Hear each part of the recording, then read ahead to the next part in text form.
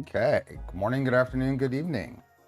I hope everybody is having, or will have a happy Mother's Day. We have to wish a huge happy birthday to Derek Sorello. And thank you, Derek, for the ginormous number of gifted memberships there. So let's wish Derek a happy birthday and make it really hard for me to scroll through and say hi to people. That'd be a good thing. Hey, Nick. Hey, Derek. Hey, Bill. Hey, Cliff. Hey, Taco. Hi, Jose. Barry and Flying Gyroscope and Brian. Hey, the GPs. Hi, Kobe. What else do we have here? We have Maurice and Nappin. Hey, Nurglerot. Hey, Dark 4 Eons and Wolf Metal Fab and Brant Miller and Gabriel. Kay, Lewis, and Gerard. And that's how far I'll scroll.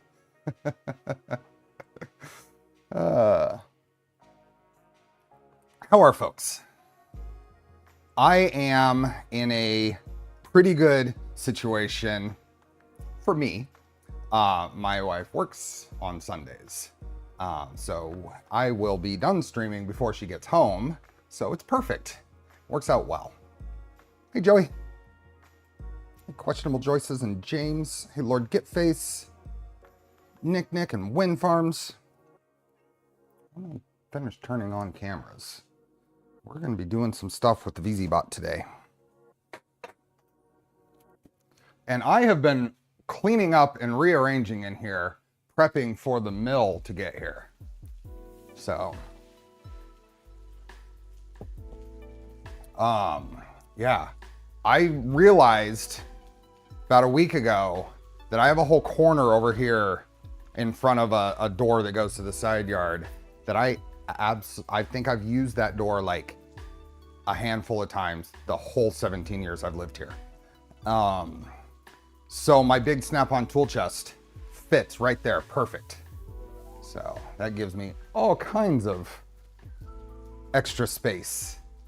So there will be a Precision Matthews mill right there, right next to my drill press, and then I'll tuck my old antique Cornwell tool chest over there and hold tools in it, machining tools. Hi, Lars. Hey, Nick. Hi, Paul and Steve. Don't I have a Milo? I do have a Milo. You can see the corner of the Milo right here.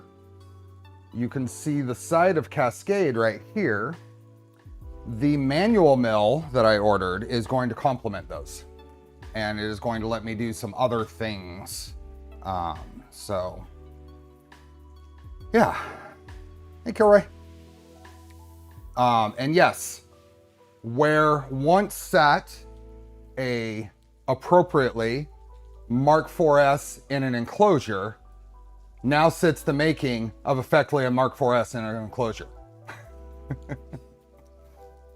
So. The upgrade kit did arrive. It's sitting right there, the conversion kit. That will, we will be converting starting the weekend after I get back from Rocky Mountain Rep Festival. We'll be converting the red and black Mark 4S that started as a Mark 3S into a Core 1. So... will there be a which thing, Neil? Which thing for a stream? I will not be streaming setting up of the mill. It is a nearly 400-pound device, and I want to dedicate all my attention to getting it put into place properly. But there will be some level of mill contact, whether it be things that I've made on it, working towards a. Are you gonna steal something? Working towards a project or whatever. Hi, Pedro. Hi, RJ. Hi, Vinny. Printing my 3D Sets Torque convertible is underway. Awesome. I'm considering doing the convertible version when I do mine. We'll see. Already answered the Core 1 kit on. Oh yeah. Yeah, Core 1 kit will be starting the weekend after I get back from Rocky Mountain Rep Festival. So I am wearing the Fabrico shirt. Good call out there, Stephen B. There is a scam site out there. So I am wearing the Fabrico shirt to raise awareness, to really pay attention to where you are shopping, and that there is a scam site that is very close to Fabrico.com that is selling the same, or saying that they're selling the same similar items. So be sure to extra due diligence. Not everybody out there is nice. Not everybody out there has good intentions. Hey, on tech. You can tell the real Fabrico shirt because he actually got a product. Exactly. I'm upgrading my MK4S to a Core 1 this weekend. Awesome. Have fun with that. I hear it's a pretty quick build. At least the main kit build is pretty quick. So I have no real idea how many streams it'll be, but we will find out. Okay, here's the idea. Let's get the printer on camera. I am not sure how today's stream is going to go, but I have an idea of what I want to do. So I have heard from a lot of sources that the LDO 2804s, or whatever the super power steppers, can show extra surface artifacts when you run them with 5160s at 48 volts. And that improves when you run 24 volts.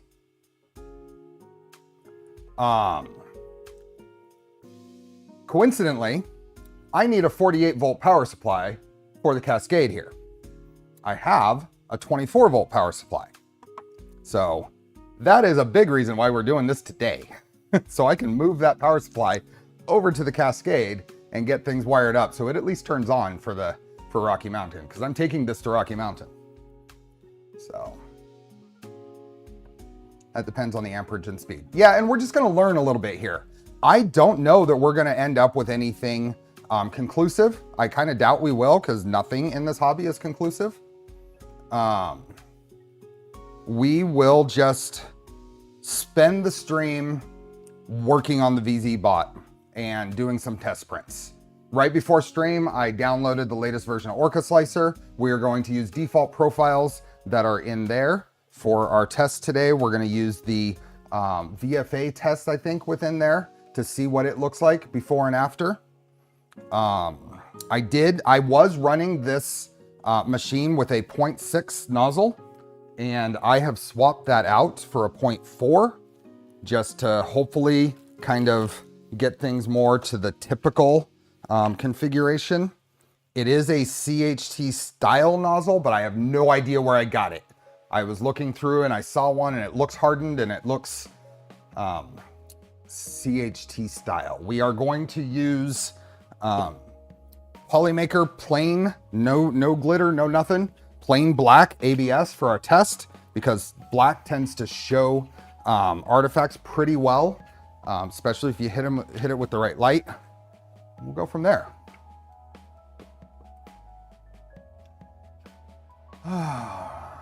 Hey Reth, welcome.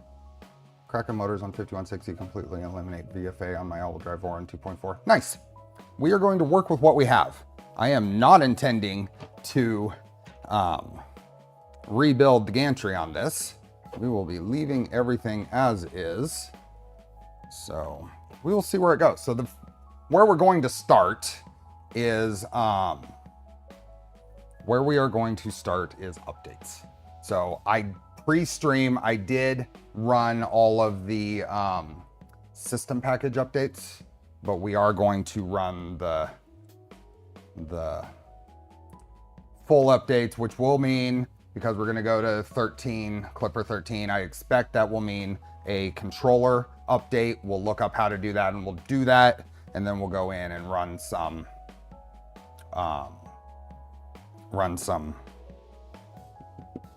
tests. The motors in here are the LDO Super Powers. So I think those are the 2804. Let me get my phone out of my pocket first. but I can see if I can get a view on these. Yeah, they are super power. I got to read it backwards. I can't read it. Why won't that? Let's see what happens. There we are. Yeah, 2804 ACs. That is those are the steppers that are in here. So, hey, Armor 3D. Hi, Sean. Just a simple bread baker. Thank you for letting me know that sawdust and resin is MDF commercially. You know, I was stretching, because if it's truly a resin, I mean, sawdust and glue, some sort of binder. Sawdust and binder is MDF, right?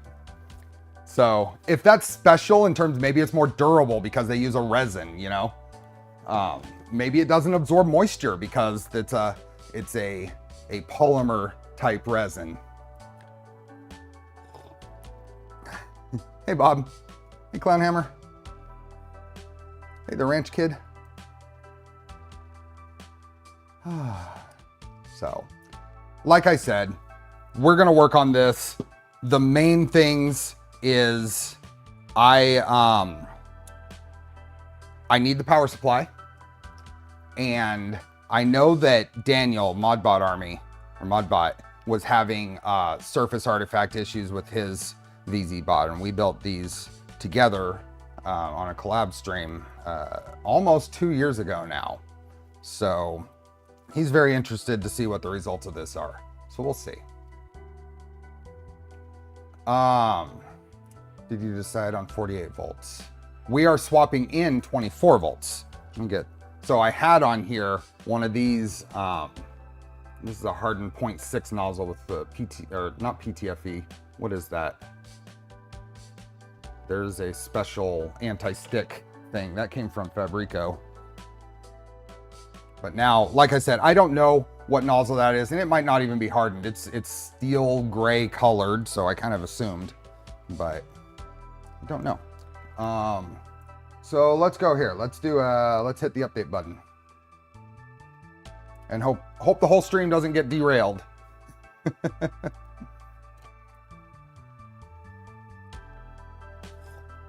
Kobe, I understand all the stuff to try to do that. This is not what that's about. This is about seeing what the difference is between the two voltages because I want to take that power supply. Oh, by the way, I have a bigger coffee cup today. It holds the big button on the coffee maker. Your superpowers will be happy from my understanding. That's what I'm hearing. That's why I want to try. That's what I'm hearing. Updating full done. Oh, the other thing that's weird on this, that I'm not necessarily going to spend any time troubleshooting, but the touch doesn't work on my screen. So in order to get that away, I have to go in here and redo, what is going on? Restart the Klipper screen service. How do you get that mug already? I ordered it a couple of weeks ago. No, that's fine, Kobe. I'm just trying to clarify our purpose here. Our purpose is not to try to get the 48 volt steppers to work well and what speed that might require. Our purpose is to see at similar settings, is there a difference? Could not connect? Oh, I thought it said, all right, let's try this again. I thought I saw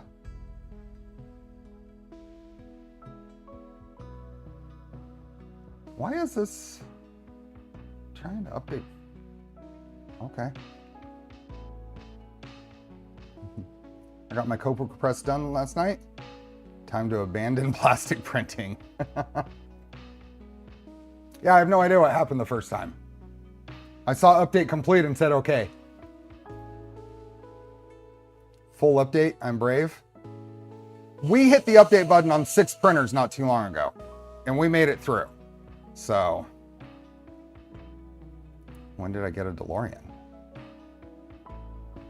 I don't get the reference. I got Stream Brain, I don't get the reference. Oh, I see. He's from the future.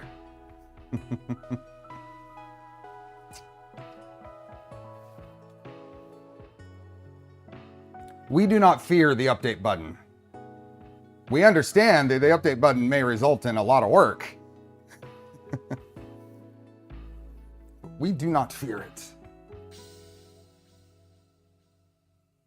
No, I got the Back to the Future reference. I didn't get where I read up in chat and found where that came from. Of course I got the Back to the Future reference. Come on.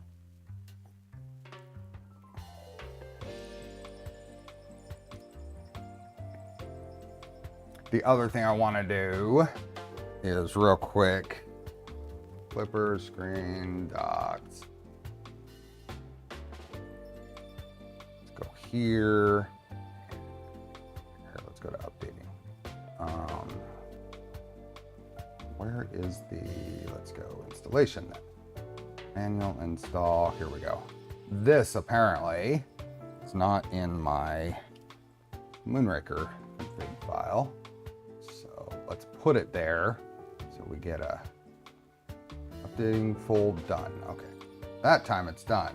But Klipper screen for some reason isn't coming up. Fluid and main cell. Okay, I didn't realize that. Moonraker. And let's add this and see if the touchscreen will start working because I kind of want it to.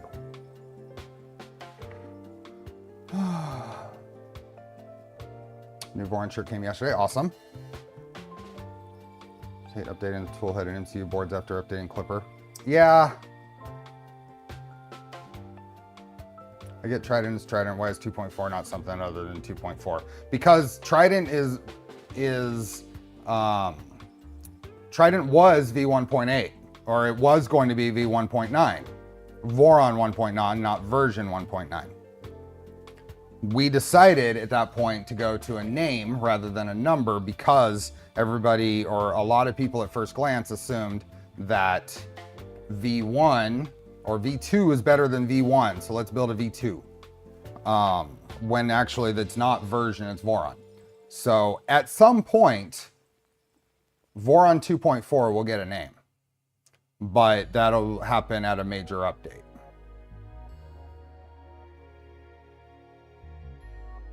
Okay, let's do this update real quick. Let's see if our Clyde. Hey, Kenneth. VZBot perfect printer for rep firmware other than the screen. Hey, Steven. I am not packed and ready for travel. I have spent all my time in the past 3 or 4 weeks building this thing. Look at that. It's mechanically done. It will not actually run when I take it, but the assembly and hopefully some will turn on.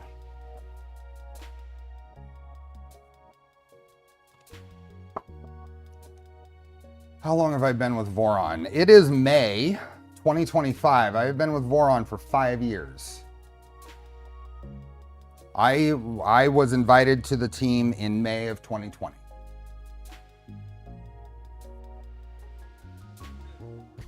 My Voron Legacy identifies as a filament rack. My Voron Legacy runs. It occasionally loses communication with the MCU, which I haven't figured out yet. But it does run, and it prints very well when it does run.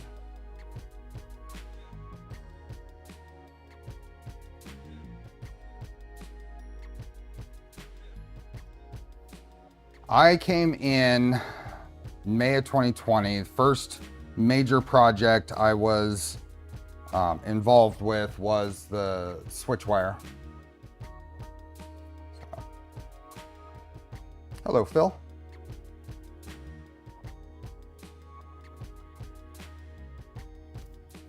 We are heading out to Rocky Mountain RepRap Festival mid this coming week. So, hello there, Obi-Wan Kenobi.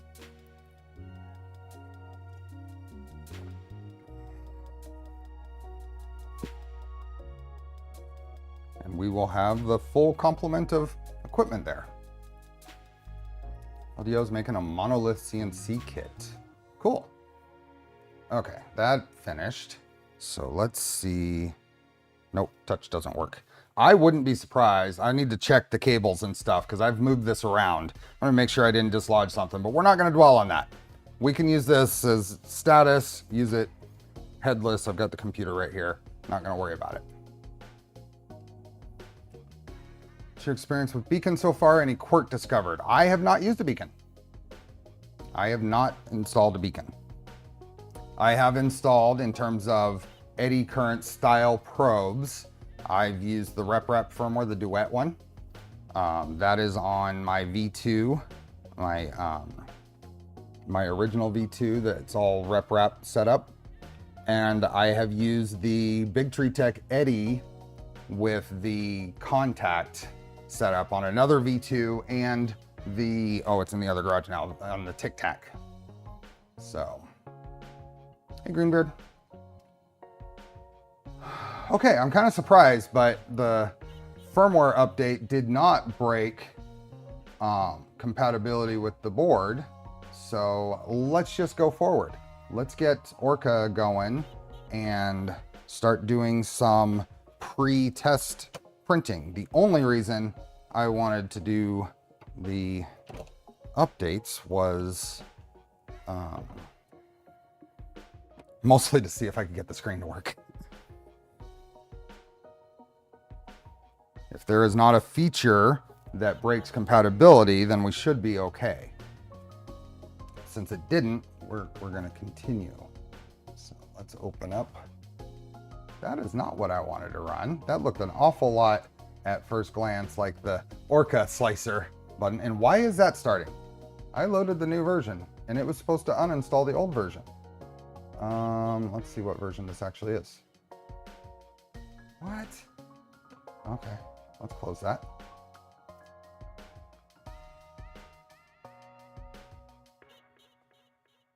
Where did that go?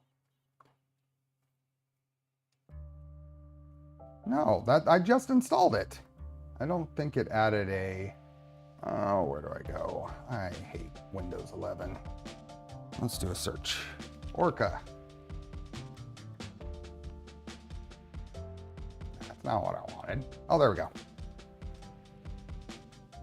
It must, that must be the portable or something, a previous, because when I started this, it asked if it wanted to uninstall the old version. It didn't.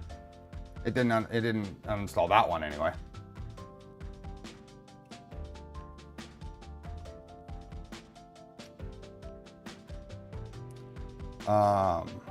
We've been over touch not working before. FKMS versus KMS.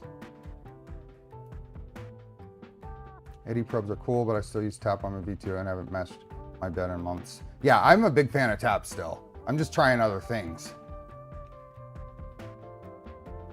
Any reason why you have both fluid config and main cell config?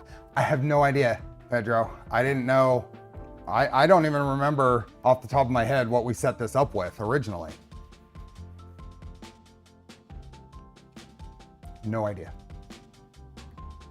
Okay. So I am not a regular Orca slicer user.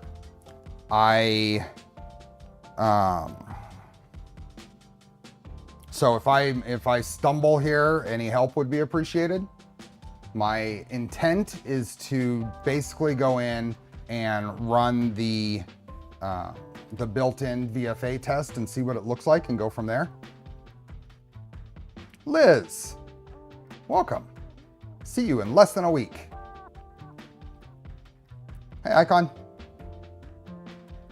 Okay, so we're gonna go a new project. We are going to change this. We'll do this.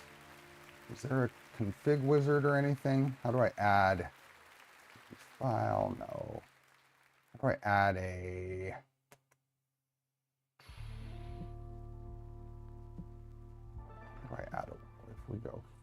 here. Let's go here, and how do I add the 0.4 nozzle version? Can I go, is there a, how do I add a config? I'm stumbling at the very most basic bit. Search, no.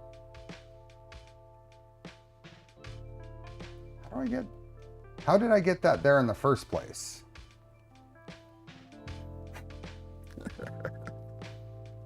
Hey, Joe, what are you doing?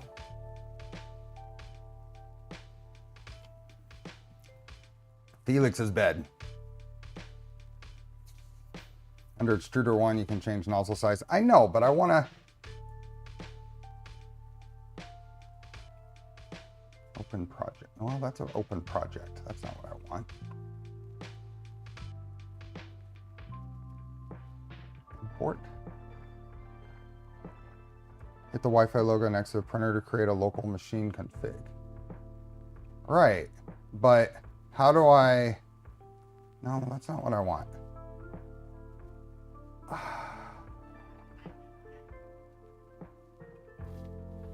You guys. You have to back in, add a printer. Is there a...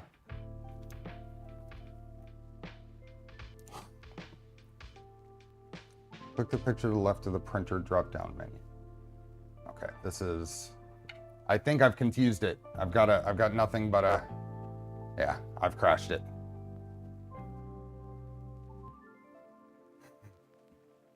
Come on.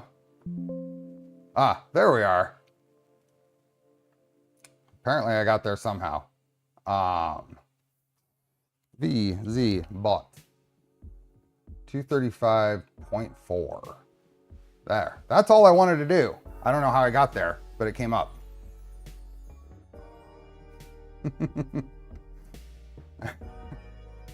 Do I want to change anything here?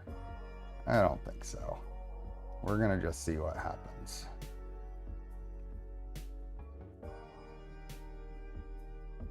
Hey, John. Hey, Maganati. We're going to use just a generic ABS. That's fine. What are we looking at? That all looks reasonable. Speaking of, let's get this thing up, and actually we're going to need to load it. So looks like it wants to go. I'd get things heating up and stuff because we need to load up the filament. And then I think we can go here to calibration, and we want to do a VFA test. But maybe we do a quick flow rate test to see for this. So at least we're starting from some level of at least having the flow rate. Let's get the very basic bit.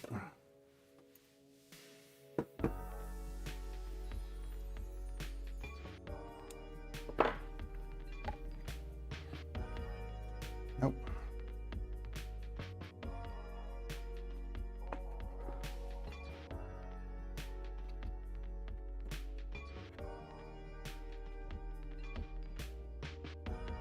It's way too long, but you know what? I'm gonna trim that because I'm gonna replace this PTFE at some point. This is the other stuff. What do you call it? The trim this a little shorter. This has always been a little too long.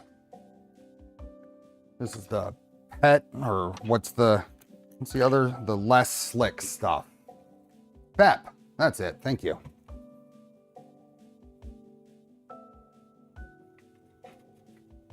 It irritates me that holding shift doesn't allow you to select multiple objects in Orca. You have to hold control.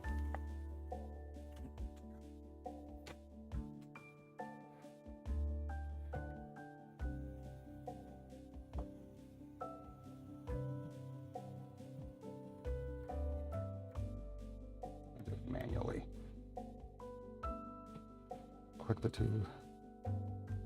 It's nice you can get it translucent. Yeah. There we go.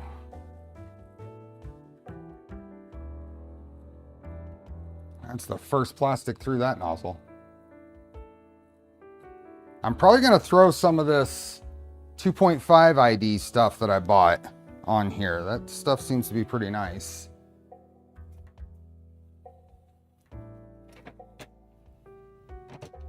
I had already wiped down the bed before, so we should be good there. And we'll find out how we are on the bed height. I have not done anything on this printer for Z probe. I am doing manual tramming, and that has worked fine for me.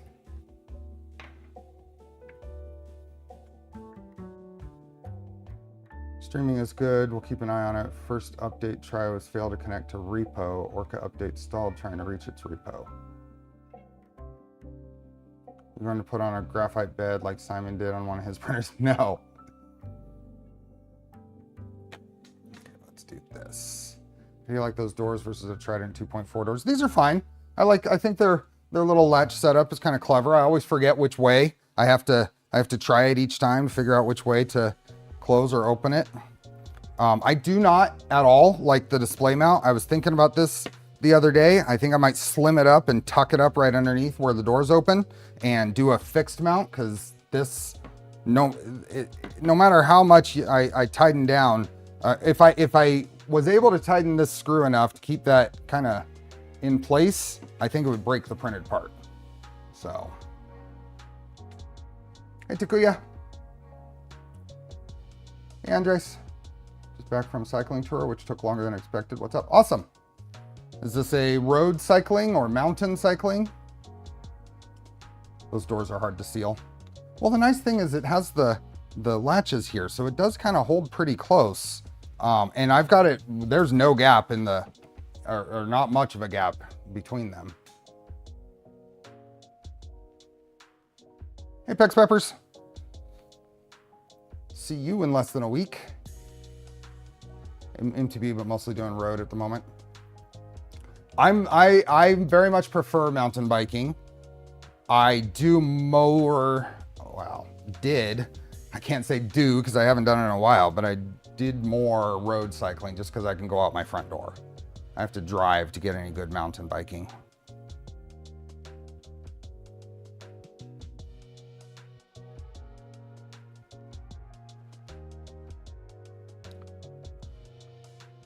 Yeah.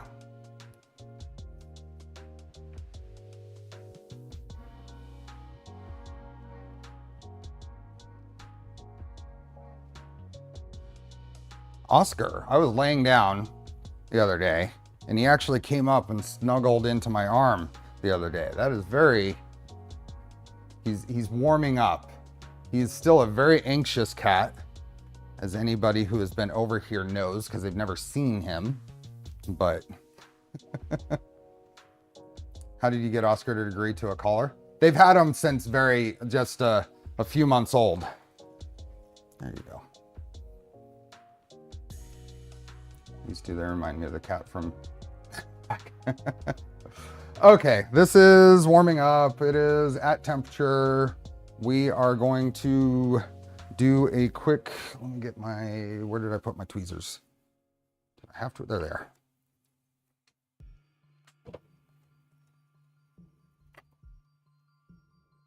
Yep. Nice and warm. Afternoon all from Texas. Hey, Brent.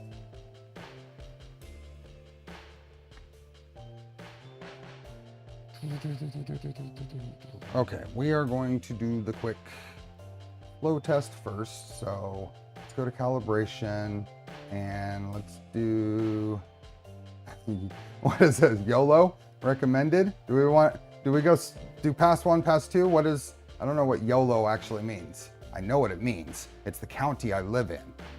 I'm not asking that. It's YOLO County, California, but what does this actually do? That is kind of poor. I don't know why that's there. You shouldn't have something in here that you have to know the inside what.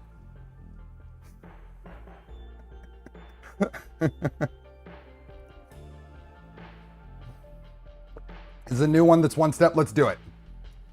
Let's YOLO it.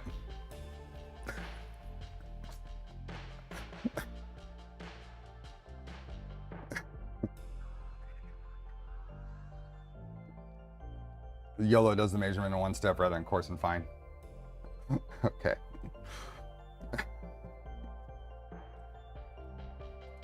Hey, Happy. So this may break your printer. I do live in YOLO County. It's just funny.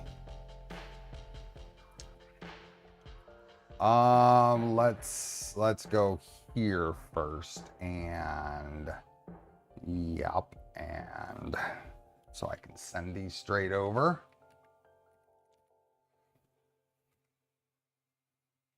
Let's test it. Working. Okie dokie. Okay. Now we can slice it.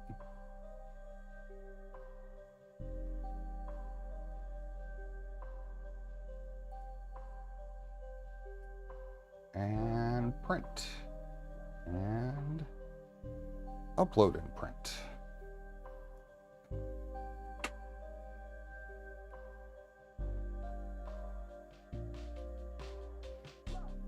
Error uploading to print host. Couldn't connect. What? I just tested it. Test is working correctly. Okay. Print. Upload and print.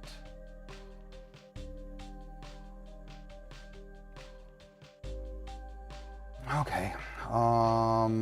Cancel. Where do I export G-code file? There we are.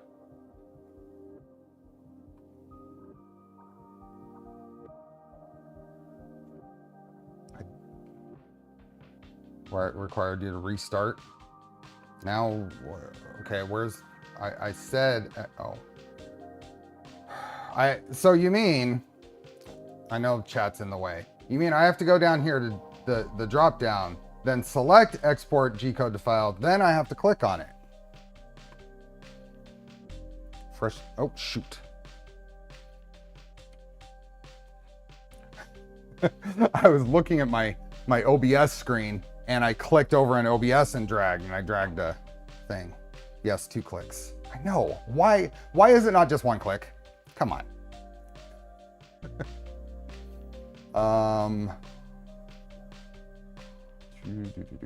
Projects. Do I have a VZBot? VZ, there we are. Let's just save it right there.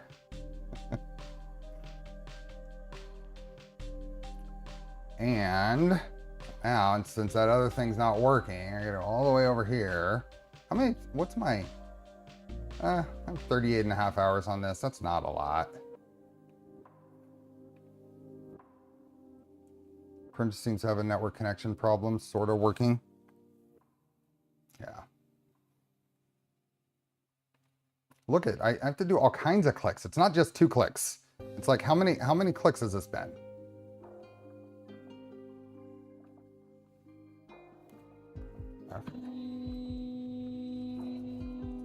Now I want to actually pay attention and watch this and see what it's, make sure it's doing okay.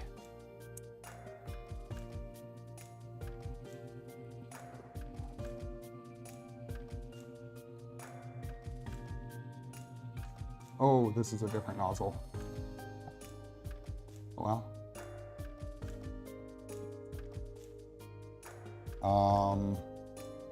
That is not gonna work. So let's pause that. I need to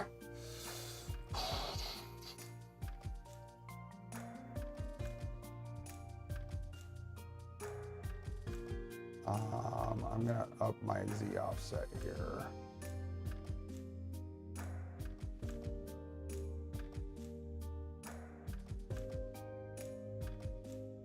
Let's try that. I'm upping it quite a bit.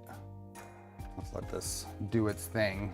I think it's, hopefully it'll immediately go up 0.2 millimeters. Always happy to help. You really have no clue. Supposedly a networking expert. I have no idea why it's doing that. I'll close. I'll save and close Orca and restart it and see what happens. But it's testing fine. It should just send.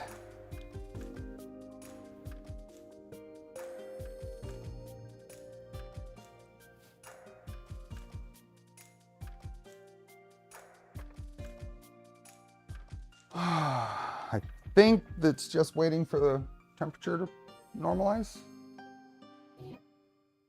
Whoa. Okay.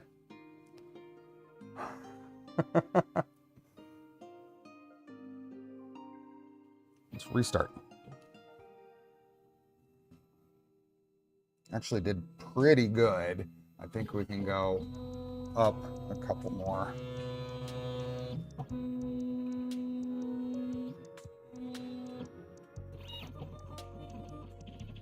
Okay. Hey there, Reverend.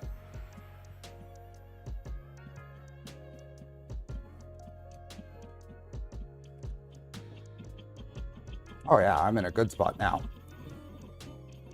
Decent first layer. Could probably be just a little tiny bit lower, but I think it'll be fine.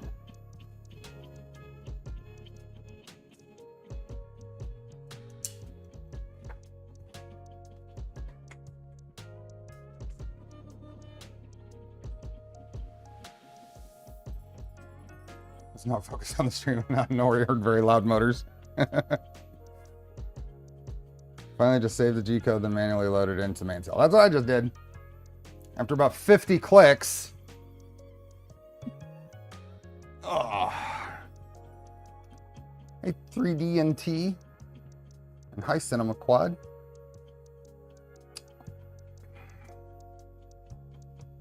I had to use the IP address and not a printer name. I'll try that.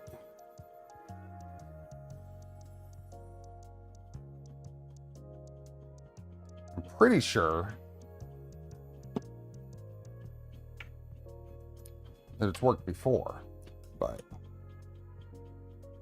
could have just dragged the file over. What's a drag equivalent in clicks? We need a conversion rate of dragging to clicking.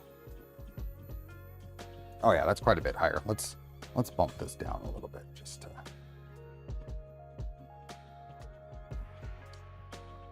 Might as well tune in the first layer while we're...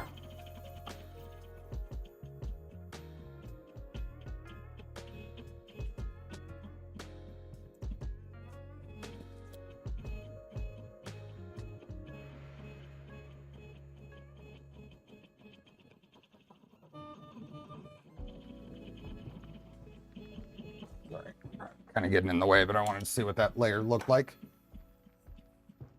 One long click.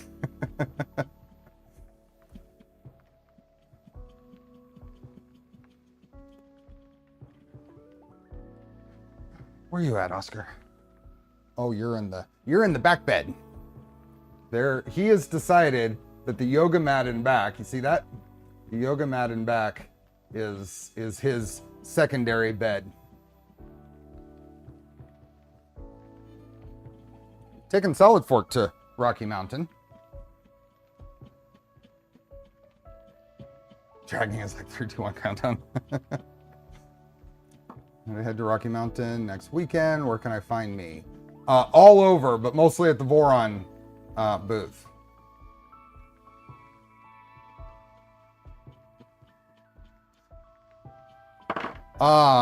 We are doing a Polymaker filament giveaway. That is in 2 hours and 15 minutes. The link is in the pinned post and the description. Be sure you enter.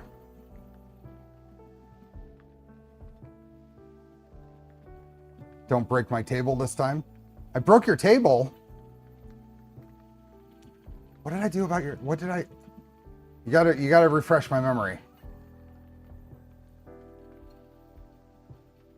Fluid allows dragging multiple files and folders.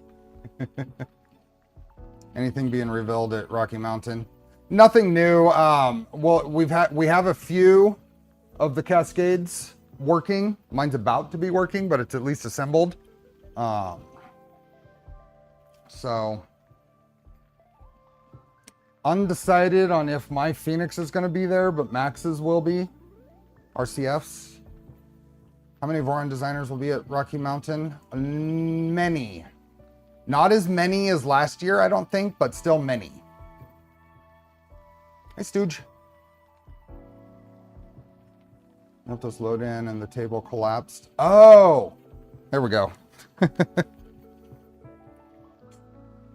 The thing about events and this is tying faces to screen names to real names is impossible. So please, if you come and say hi, I am very good at remembering faces. I am terrible at tying faces to screen names.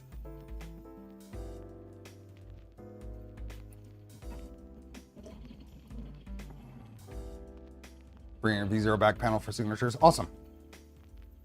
Should I get a t-shirt or at least a name tag?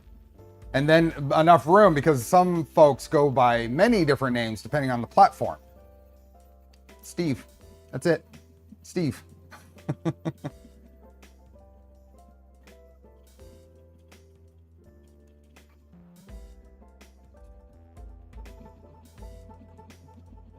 Go spot me, no problem. We're wearing a bright Pex Peppers t-shirt. Nice. Newborns and crowds don't mix.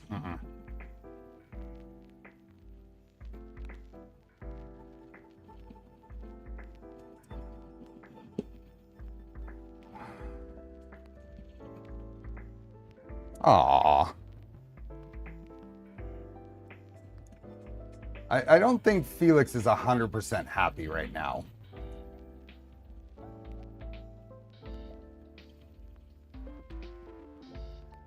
Much warmer than last year, should be around 75 to 80. Nice.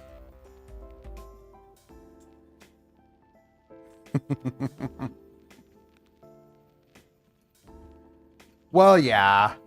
For if generally Steve, S-T-E-V-E, is not available as a sign-in. So like GitHub and stuff like that. So I took to using just the consonants in my name. And that tends to be available. So that's what I've settled on consistently.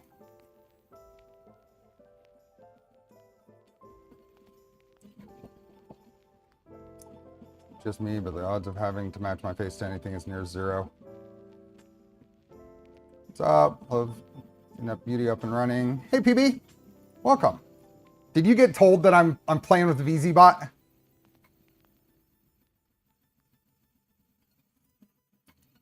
Did you get a heads up? Apparently.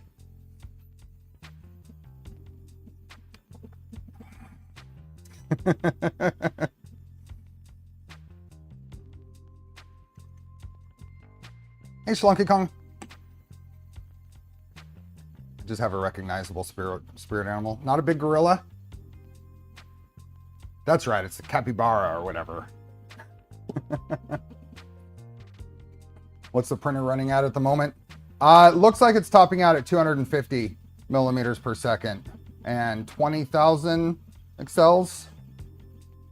Just looking at the screen. Hey, BBs. I think that guy Minecraft took the Steve login name. Yeah. I think I'm finally at the point where if you search for Steve Builds on YouTube, you get my channel instead of someone doing Minecraft stuff. Hey, Scott. Flow is peaking and right under 20, it looks like. 20 cubic millimeters per second.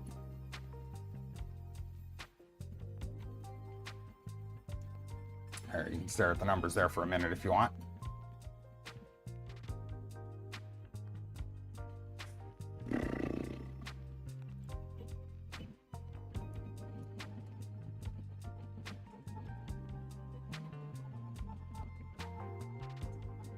Unknown command, time lapse take frame. I gotta move that.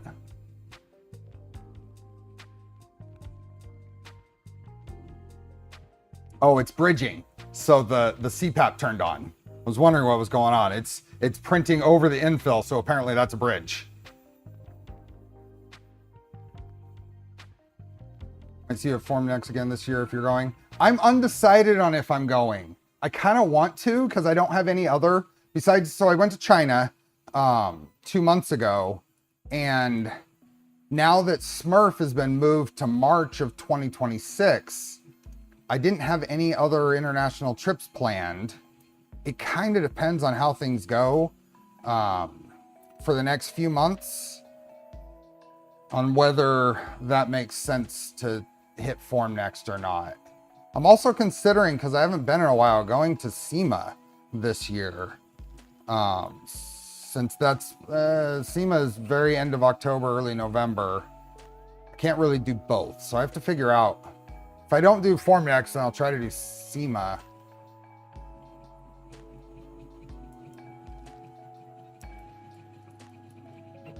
Anyway, first over infill is most definitely a bridge.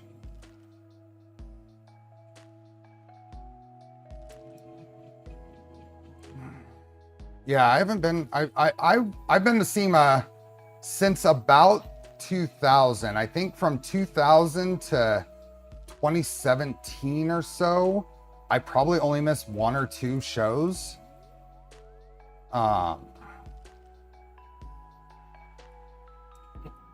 So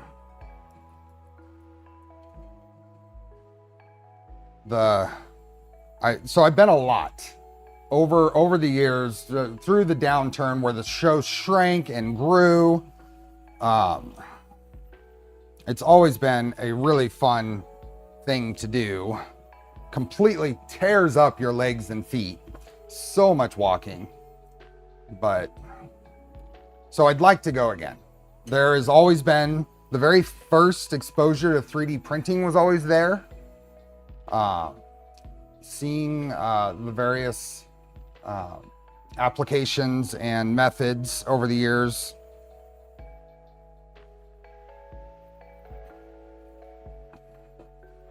So we'll see. You have new shoes for Rocky Mountain? Nice. I've been wearing the same walk around shoes. I've had 2 pairs since Murph 22. What's your all-time favorite vehicle from SEMA? You know what I really like seeing at SEMA? There are, what is it, Ringling Brothers or Ring Brothers? They do, so maybe not necessarily their builds, but maybe, but that type of build where they go to every little detail, every single part on there is perfect. I really like looking at those.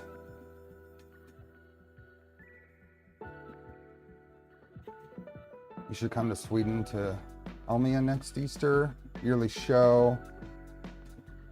I was here this year and loved the show. Yeah. I wouldn't mind getting over there for sure. Using the new building at the convention center, there's a ton of walking. The last time I went to SEMA was they had just put in the little Tesla taxi service. Wasn't that long ago. But super detailed resto mods.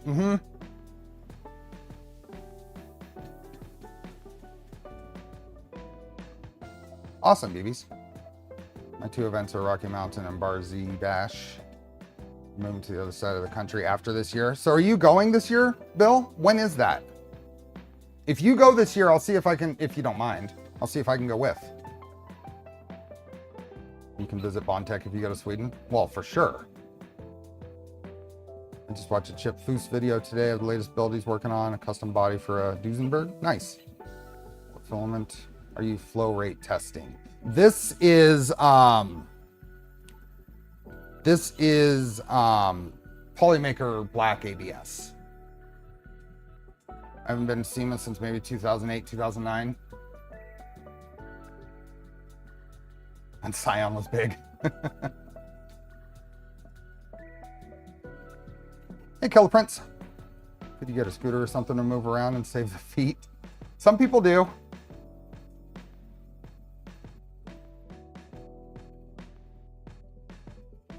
I built, Andres, this printer was built, Daniel and I, Modbot and I did a collab series in the summer of 2023. So almost 2 years ago, he and I built these. Big thanks to Mello for providing the kits to us. We had a ton of fun with that. Hey, R3D.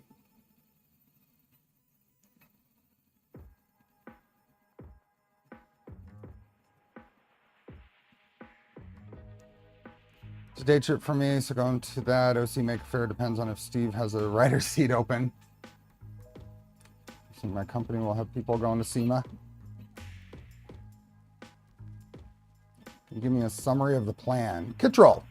We're going through some basic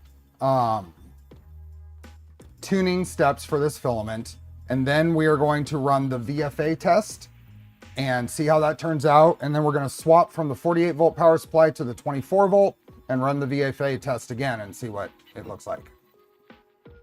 It has been almost 2 years already, Deanna.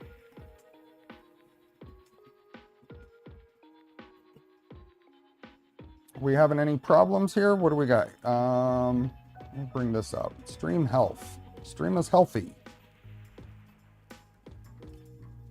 All the printer backpacks and whatnot, I'm kind of disappointed no one has made a printer you can ride around the show.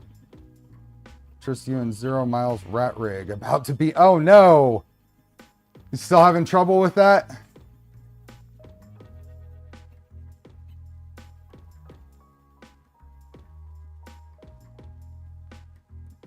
That's frustrating.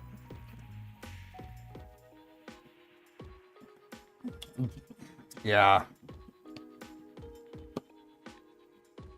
Can you get in? So I haven't messed with RatRig OS. That's one of the reasons I want to build one, is to have an opportunity to mess with their OS, their custom setup there.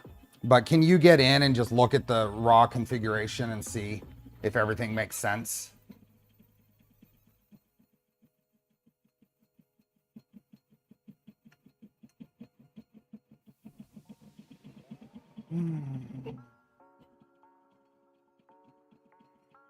When you plan to fail, you plan a plan and fail the plan that planned the plan. I failed. It's easy to look and tweak. If you, Killer Prince, if you can export your print config, I don't know if they split it up to 1 million files, but I can compare it to what I have for Phoenix running the Kraken and see if anything looks weird. You're still having the TMC error with the SPI bus, right? Is that right?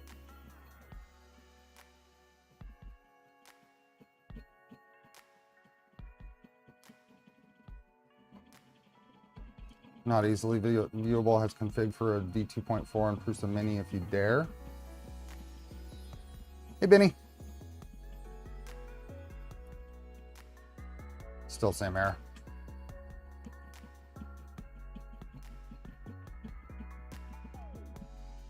This should be close to done. 97%, yeah.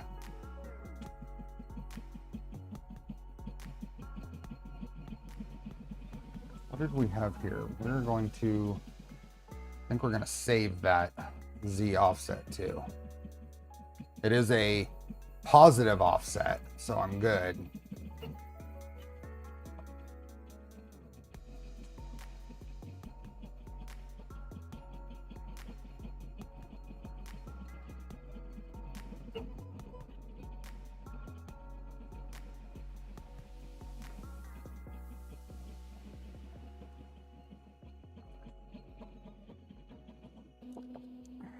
Okay.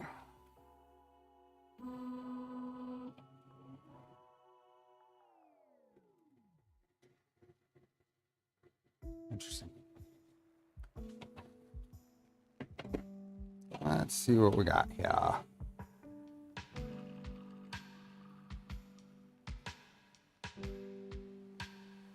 Hey, Petty Ruxpin. The difference between the flow test and the racetrack. So this is testing this is more of a extrusion multiplier, where the racetrack is testing volumetric flow. limits. The racetrack is for testing limits. We're not worried about limits here. We're not going for maximum flow rates. What we're testing, what my intent is to look at print artifacts. Here's some mini in 2.4. If you'd like to try, I will DM you my config. Thanks for, okay. I want to use a rat rig build as the excuse to mess with rat OS. So I really kind of don't want to mess with it in other applications. I want to see its intended purpose first. This is the flow test from Orca. So we are going to look at this and see. Where is 0? So it does get a little, okay, let's see here. It's going to be hard to really capture on camera everything, but you can see it kind of thinning out in the negatives. 0 is not bad. Plus 0.01 is probably where I'd go. Plus 0.01. 0 is a little slim there. That's pretty good. 0.01. Maybe, I mean, you can see it starting to bunch up on 0.05. So maybe I'd go plus 0.02. So we're going to go in and adjust it to 0.02, and then we're going to run the VFA test.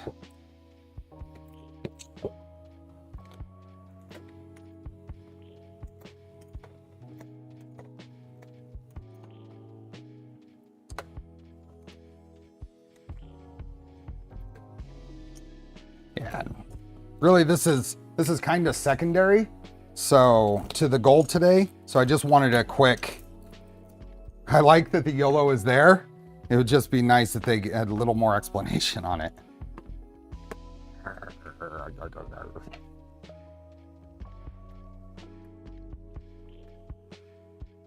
I like my two layer skirts too. One layer can be hard to remove, as this one is.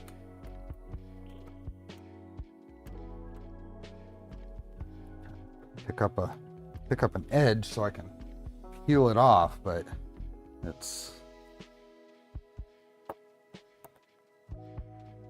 let's see.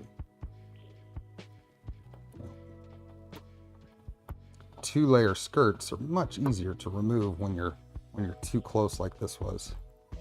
There we are.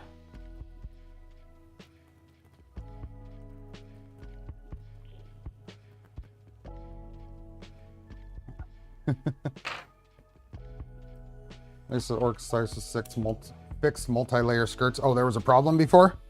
I don't use Orca Slicer, not for any reason other than I haven't taken the time to get used to it. I don't have anything against it. I just haven't taken the time to get used to it.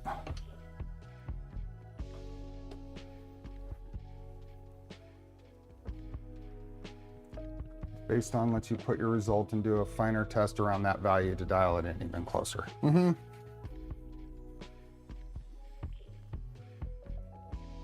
Uses kilts instead of skirts.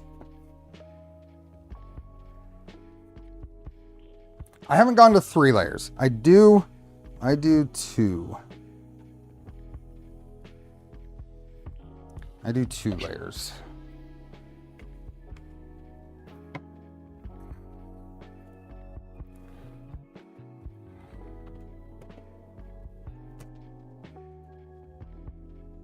Okay, let's get this.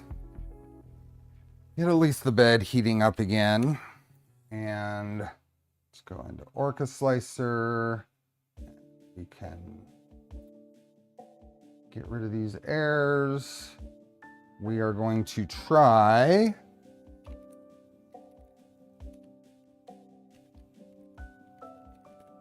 what do we got? I'm going to put in the IP address just as the first try here.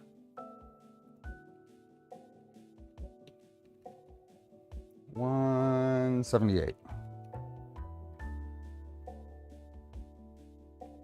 Test. Working correctly. Okay, let's try that. How do you prevent air bubbles from getting caught under your magnets? Do you have problems with air bubbles getting caught under your magnets? I've never heard of such a problem.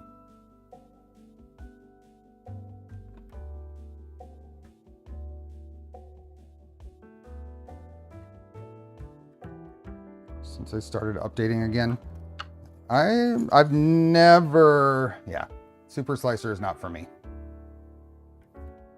I've had, early on I had weird bugs that impacted my ability to get prints done, and that made it so I'm not a fan.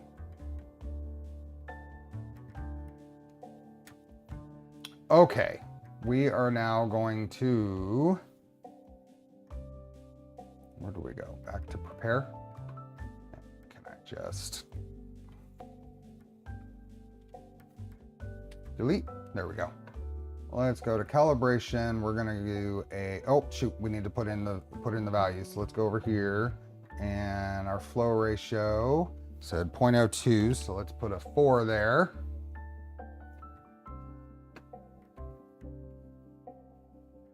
Oh, Stooge is putting a new magnet on your bed. I'm sorry, Stooge. I didn't catch that. I use, so when I'm installing, let me see if I have it here in handy. When I am installing a new magnet, I use one of these. I use a roller, and you start from one edge and you just very slowly and carefully peel the backing and press it down with this in the direction that you're in one direction. And then you go over the whole thing with a lot of pressure. You can put a lot of pressure on this to get it stuck. But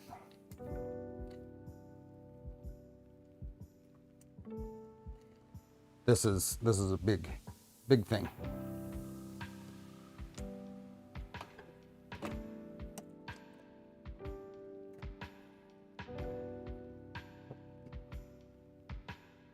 No joke, I just powered on the rat rig at homes without airs.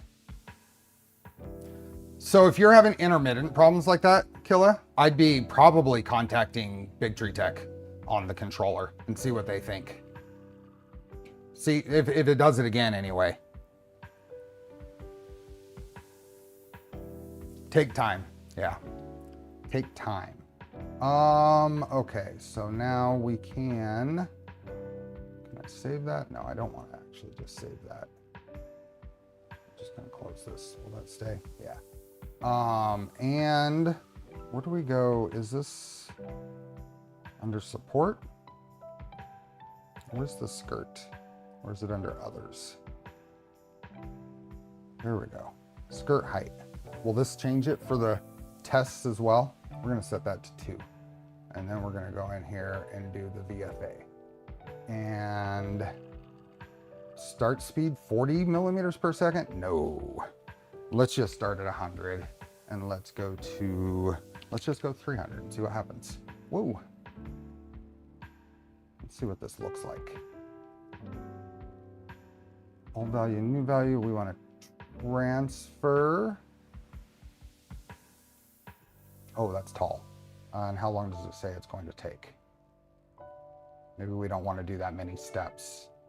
This is 48 minutes. Let's tweak that. Let's go back to prepare. Can you edit the existing settings here? Or do you have to start over? See a flying gyroscope? Get rid of the air bubbles. I tried running a ball inflation needle into a upper needle. Yeah, that's a lot of steps. I don't want to do that many steps. I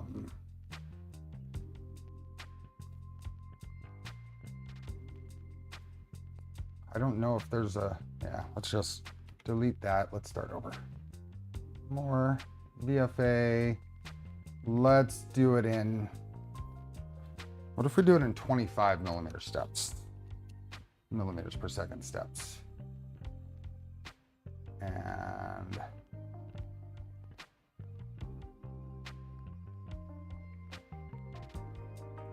transfer this. There we go. That's a little better. Let's just see what happens.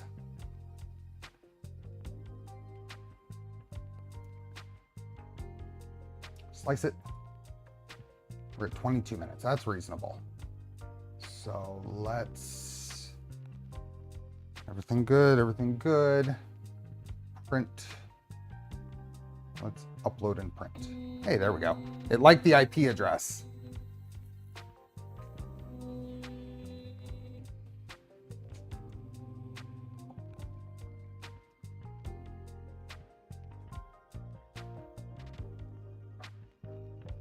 What's up, buddy?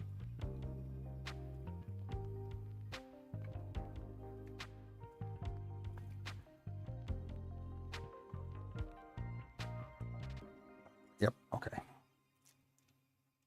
It is heating up. Tabs on the bed showing angle seem new. It's kind of nice. Kind of nice.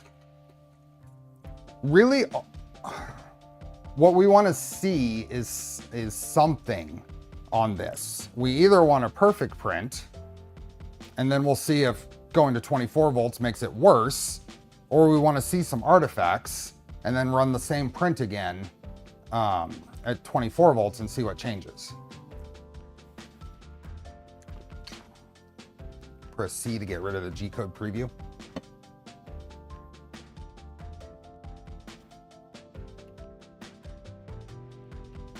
Ooh, nice.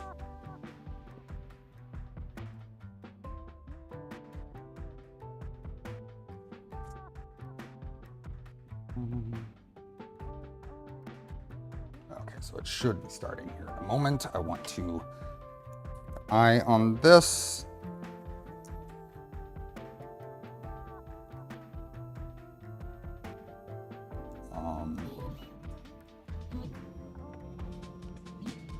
It would be, oh, there it goes. It oozed quite a bit.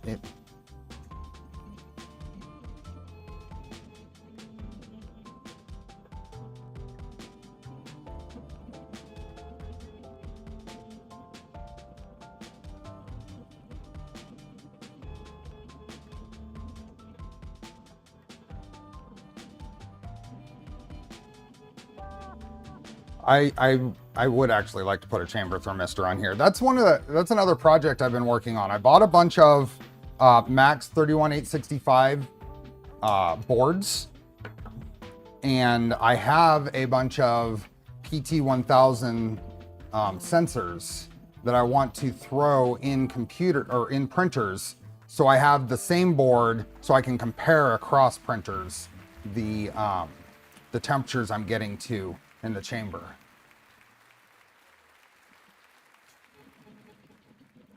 Seen anything about the Klipper motor sync add-on? Sounds promising, but I've been hesitant to try it. I haven't.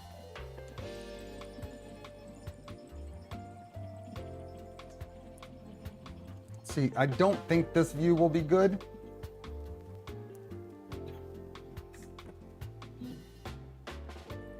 Might be okay. I was thinking of probably like here that glares.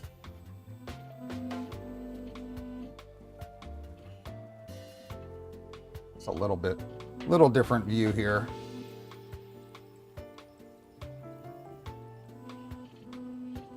Bluetooth connection or MQTT for thermistor? No, it'd be I think it's an SPI connection to this little board. Hi, Hasio.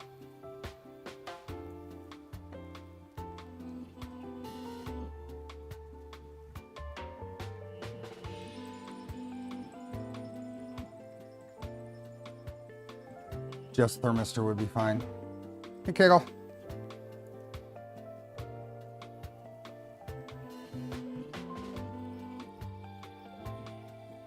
Just don't install a nozzle cam. Did that to my Trident. It gives me motion sickness. Oh. My bruising is slowly going away. I don't bruise. It takes a lot to bruise. Grant, rating in, hello. Welcome, thank you. Hi, Relians. Hey, Klaus. Dave. How is Sweden, Grant? I'm very jealous. I'm very jealous.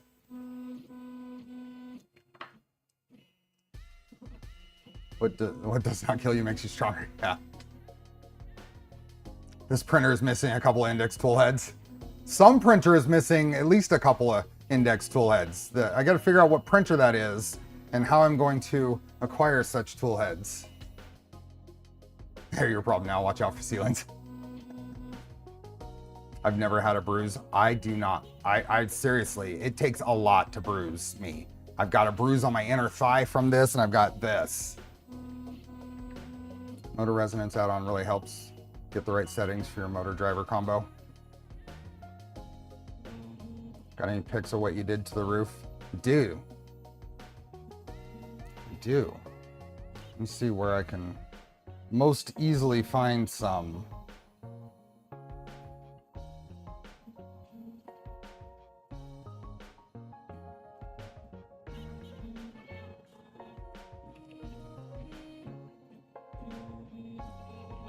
Toggle. I accelerated at 9,800 millimeters per second squared for 10 feet.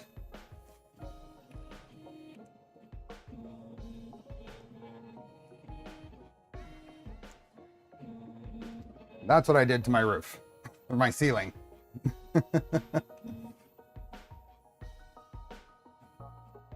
Hey, Roller. I was running power through the attic for the, no, I didn't fall off a ladder. I was crawling in the attic and slipped and fell through. We were running power to the shed.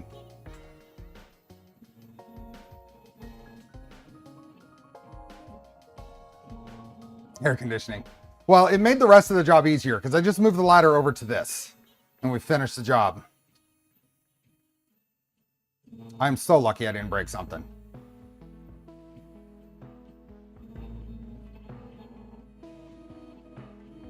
Parkour story.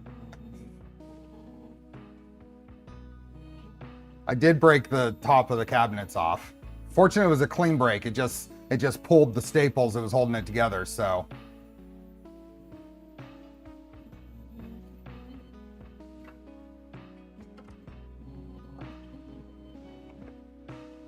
Oh yeah, seeing all kinds of stuff there. Sent you a link. Motor sync and motor resonance is done by the same person. Awesome.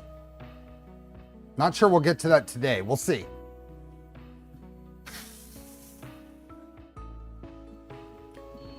Has anybody, so along those lines, has anybody seen any change by running like TMC Auto Tune on stuff like this?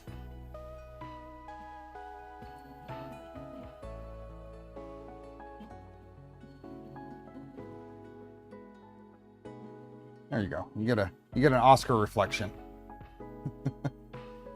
Motor resonance takes 3 hours. Ha. Yeah.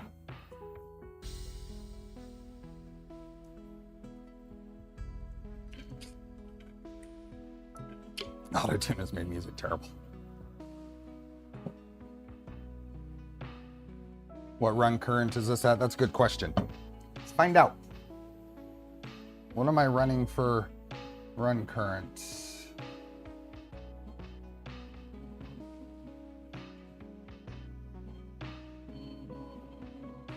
1.8 is the indicated value in 1.8 amps is in the config.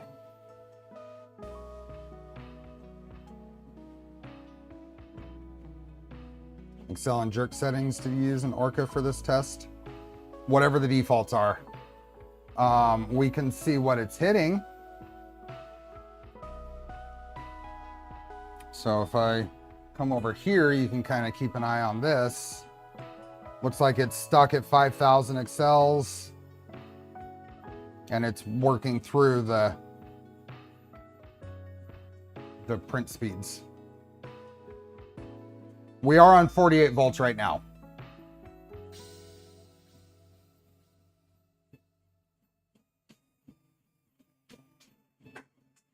Oh, good jump.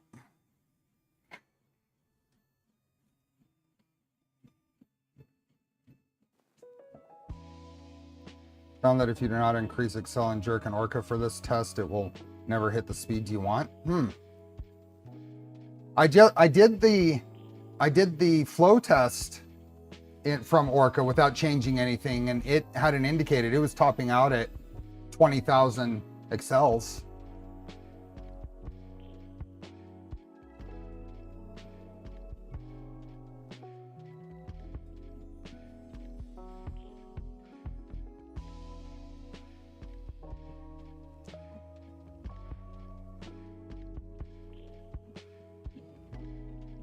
We can keep an eye on this and see where we should get an increase here in a second.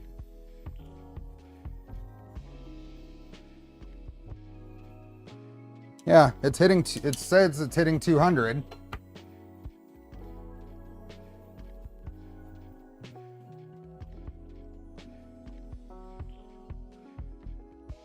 Okay, while this is finishing, before Felix is completely fast asleep, let's give him some treats. Let's do some treats.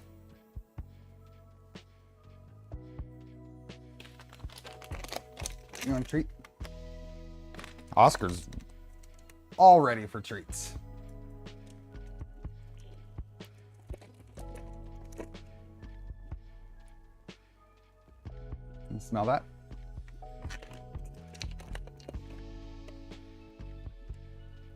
There you go.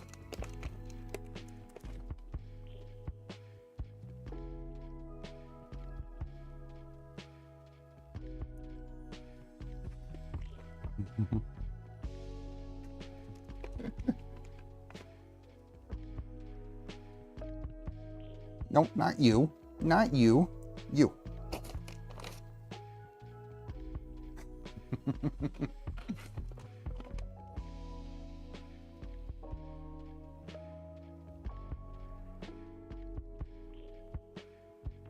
Okay, last one.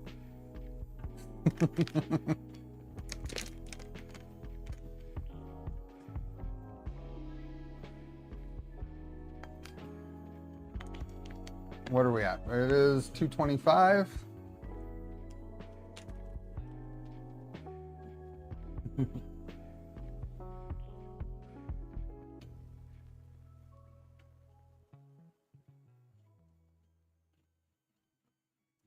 Ran the VFA test before going, oh yeah, 600 millimeters per second. It wasn't hitting it.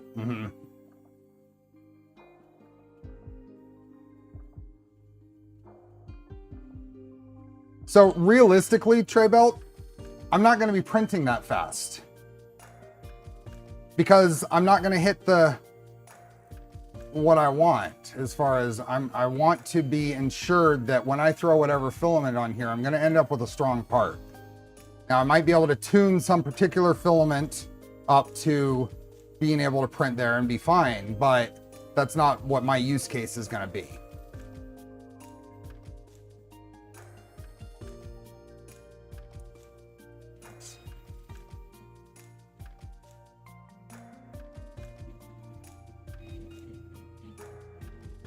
We need to get up to that 50% like ratio. Thanks for the reminder, Bill.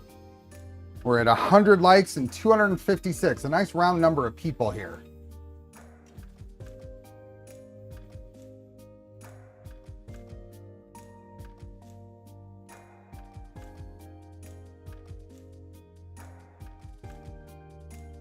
Passionate layer heat.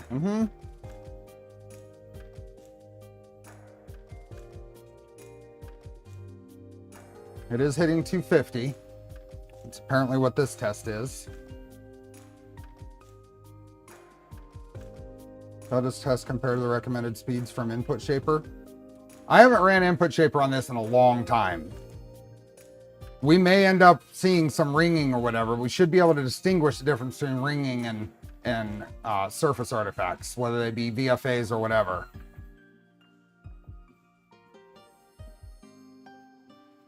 We are hitting right now, it's showing right at or right under 20 millimeter cube per second on flow.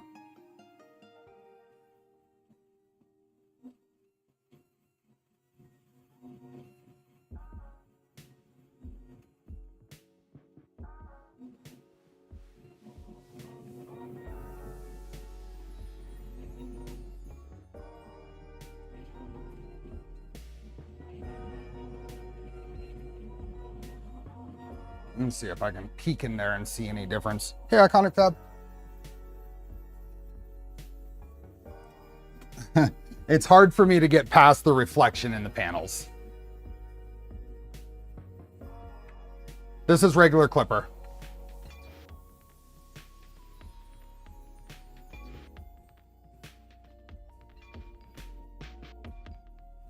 I think there's a difference, but I'm having a hard time getting a good view at it.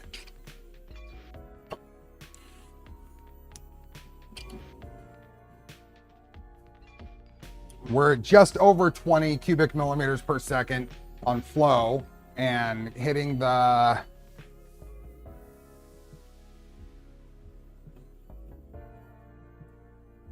think we might be hitting a limit in this acceleration now, because I'm seeing some 300s, but not as solid as the previous tests. This should be the last test, so.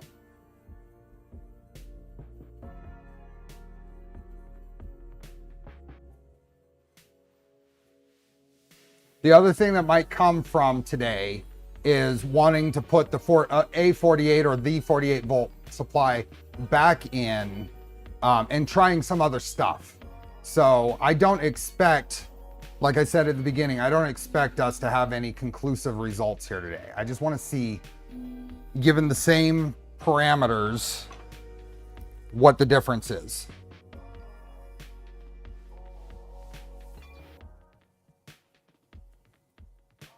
So.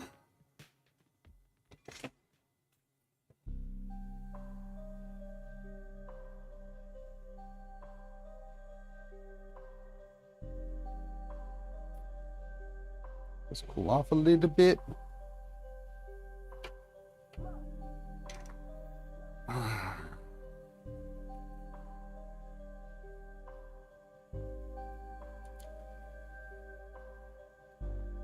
Oops. Let's see if I can get this to focus. That's good. Further out of the way.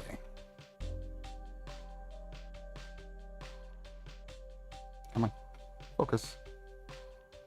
Maybe we try this. Oh, there we go.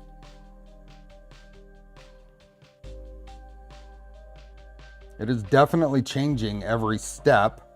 We do not have anything there in that angle that looks great. That 90 degree doesn't look bad. I'm having a hard time getting the focus. Maybe let's try the OpenBuilds. And a massive improvement in running my motors with the output of the resonance test. Also dropped my driver temps by 10C.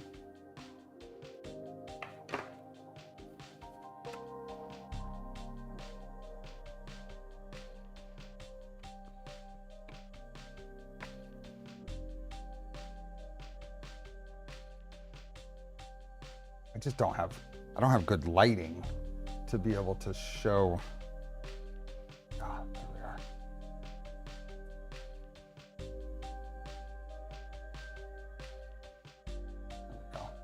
There we go. Ah, there we are. Nothing is great though. Yeah, I've got, oh, there we go. Look at that first, like 100 millimeters per second. That bottom is very, that angle, what is that? 45 when both steppers are working. That's not too bad.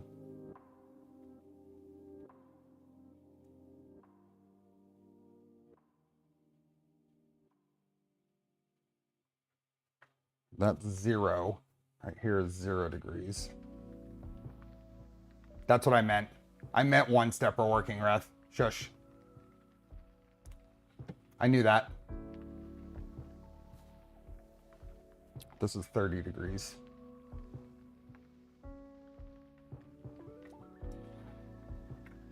Two steppers on one axis, yeah. That's what I meant. Both steppers on one axis. That's, thanks, Neil. That's what I meant.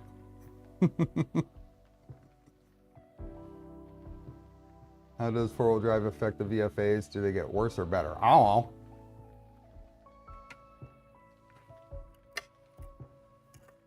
know. Okay, we are going to pop this off here and hopefully, let's see if I can get it to, the little skirt is trying to separate all our angles. I want to be able to compare. So let's see if I can pry this off and retain the angle indicators.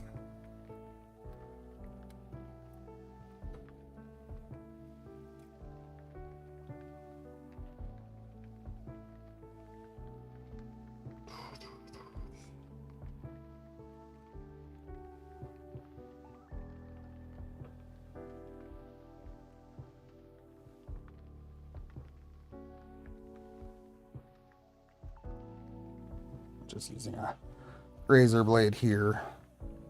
Oh, you know what? I should try. Let me try this. One of the spoils of my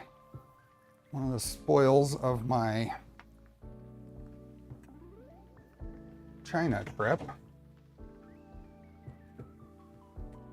was one of these guys.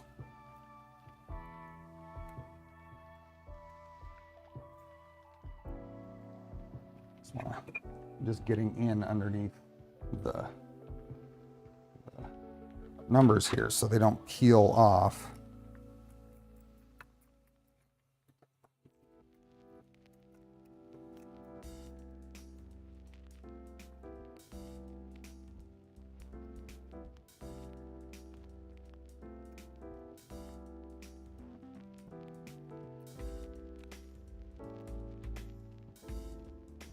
There we go.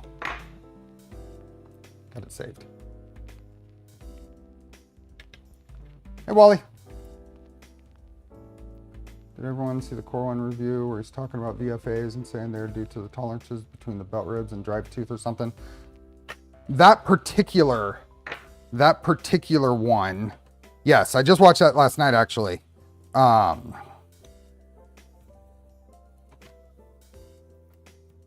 don't think it's a simple answer still. We've talked about that being just, I'll leave this over here. We've talked about that being just belt teeth related for years.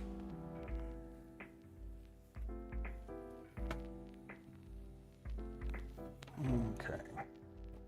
But I'm not sure it's just a matter of that, changing to tooth idlers or whatever. Everybody has an answer. Everybody has an answer when it comes to that. You find the problem. We've seen that countless times in this hobby. I found the solution.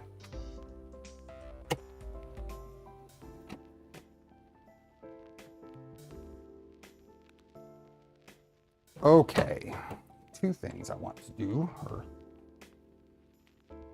extensive measures with our pulleys for correcting that issue, usually not the case with a VZBot. Okay, and I want to save this off. Save the config. Hey, Maker Viking. Oh, that's right. Ah, shoot. Position end stop minus 0.125. Why don't we... that's because it's within the limits. This is one of the things with this printer I really want to fix. I don't necessarily want to run a Z probe, but I do want to run a Z end stop that doesn't have a hard minimum.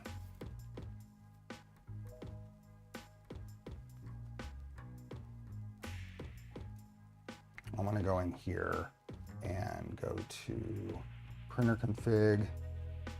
Depending on what amps you run, stepper can change VFAs.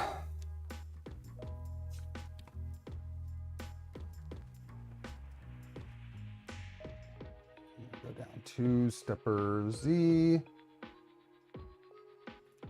So position end stop.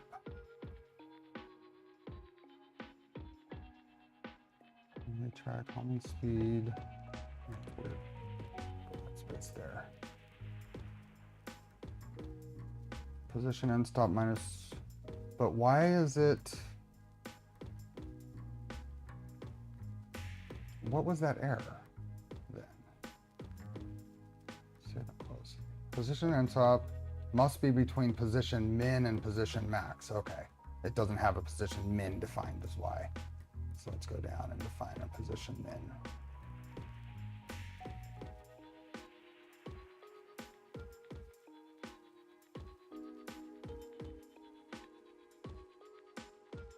Minus 0.125. Just set it to what I determined. I'll fix this later, but this should get us to that offset being correct. Save. Okay, dashboard. Let's restart.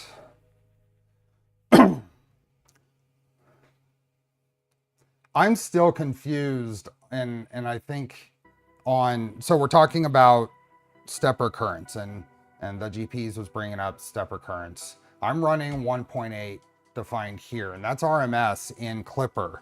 The rating is 2.8 amps. Is that max or is that RMS on the stepper motors? I know you hear both, and no matter what you tell me in chat, I'm not sure that it's the correct answer. So at 1.8 defined in the config here, these steppers get fairly toasty, but not too toasty. So that's where I've left them. And that's kind of what I've figured is at the point where they are start to get to the point where I'm uncomfortable with how hot the steppers are, then I'm not gonna bump the current anymore.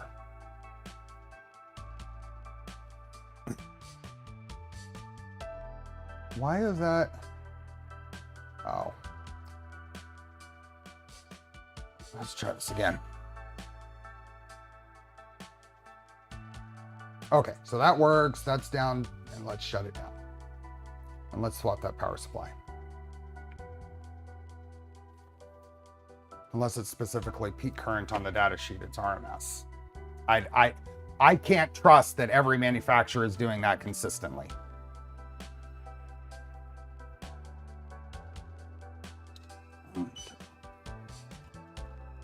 Have our stuff.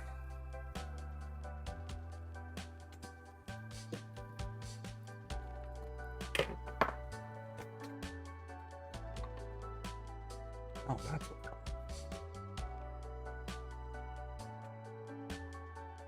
The cat just pooped himself. What?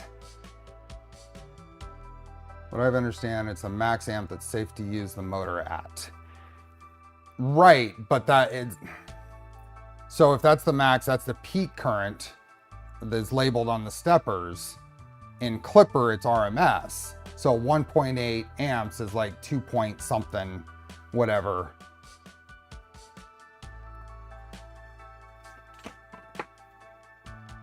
What is it? 2.8 times 0.7 or whatever for RMS. So 1.96 is the max it should be in the Klipper config. It is a gap in my understanding. If I'm wrong, I'd be curious how I can confirm.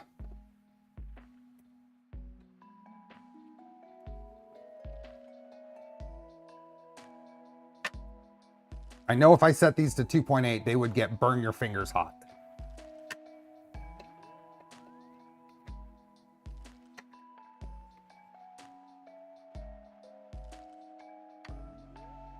Okay, here is our VZBot electronics area. Nice and fairly clean. I'm going to, that looks like that's plugged in all the way, so I don't know what's going on with the. No, I know what you can hold your finger on 60C for a moment. I'm talking like sear your fingers hot.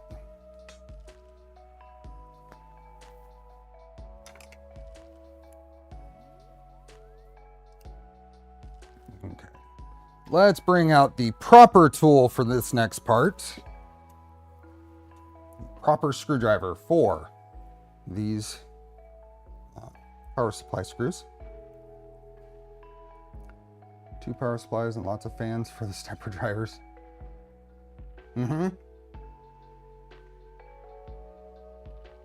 This is something I could explore later. We can put a 48 volt back in here, bump that current, and really see what happens.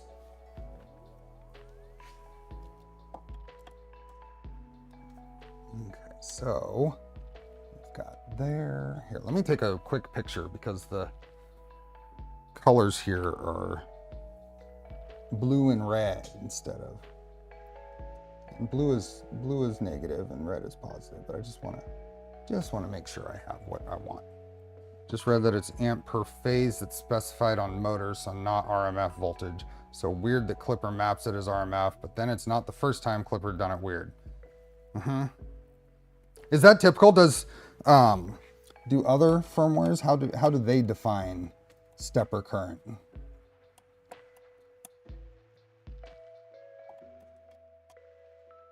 Yeah, I unplugged it. Just making sure I unplugged it.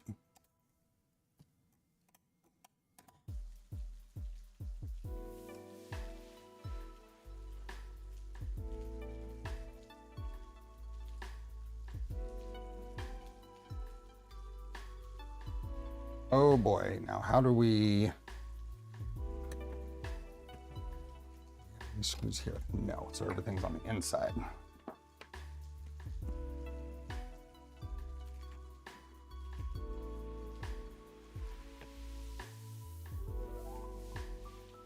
Oh no. I hope this didn't just get a whole lot more complicated to pull this apart.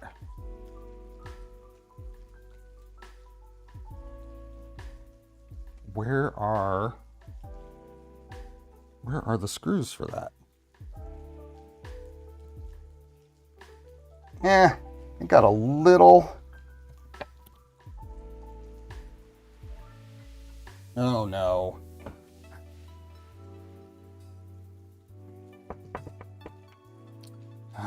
Just punch it off. Tend to run my stepper amps the lowest they can run without a skip step. Yeah, like I said, I tend to kind of go by temperature feel. I know in all cases that's probably not ideal. Okay, so the problem I have, I've got to figure out what the solution is. I didn't think about this before starting.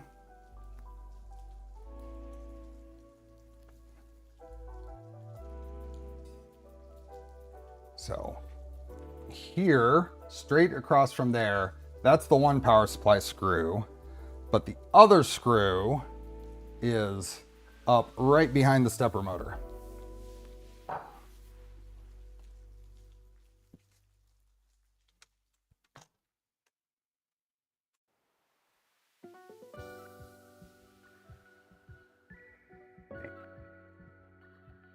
It's right there. How is it right behind the stepper motor? There's one. Oh no, it's in between there. I can probably get to that. It's up in here, but I think I can get to that. I think I can get to that with my little ball end. DUI driver firmware does not map at peak, and seems Marlin is not counting peak volt either, so it looks like it's only Klipper that asks for RMF. Okay. The problem, the GPs, is I need this power supply for the Cascade. Let's try this, because otherwise my head's just going to be in the way. Let's see if we can move this down a little bit on the wire wrap. Okay, so that's there. So we're going to pull this one, sit there, and then I'm going to sneak.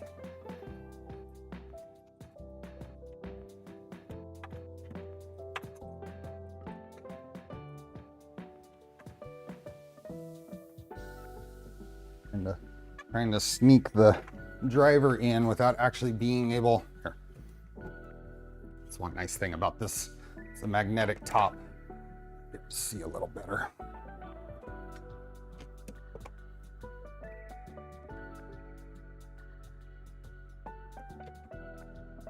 I can bring a 48 volt. Oh no, this is, but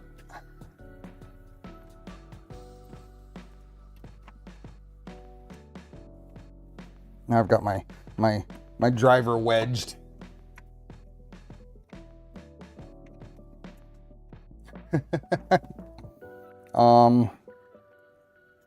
Go.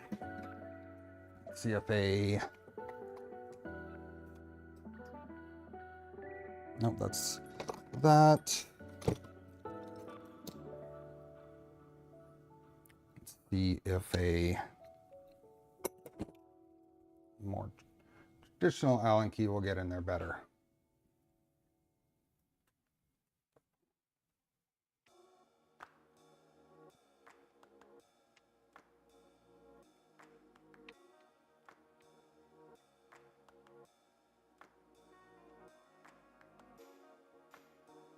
There we are.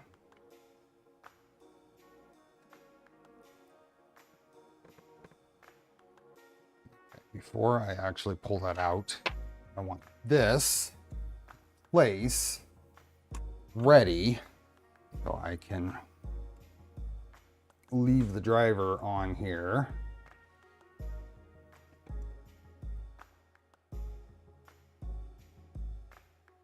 Go. Now, just that.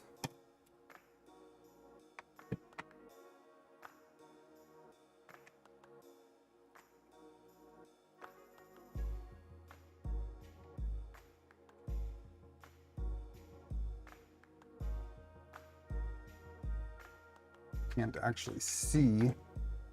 Aha, I got it. Good idea.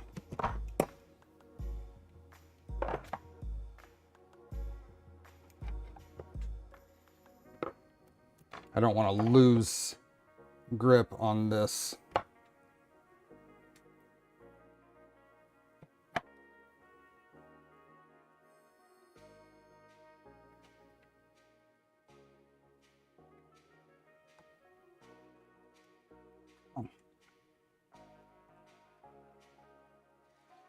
Yep. Oop. Okay.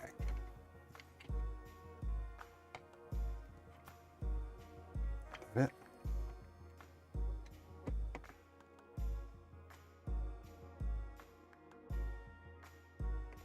Okay.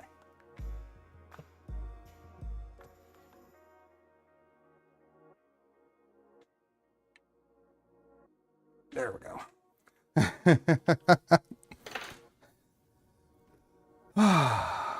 Okay, top screw is in. So now the bottom screw.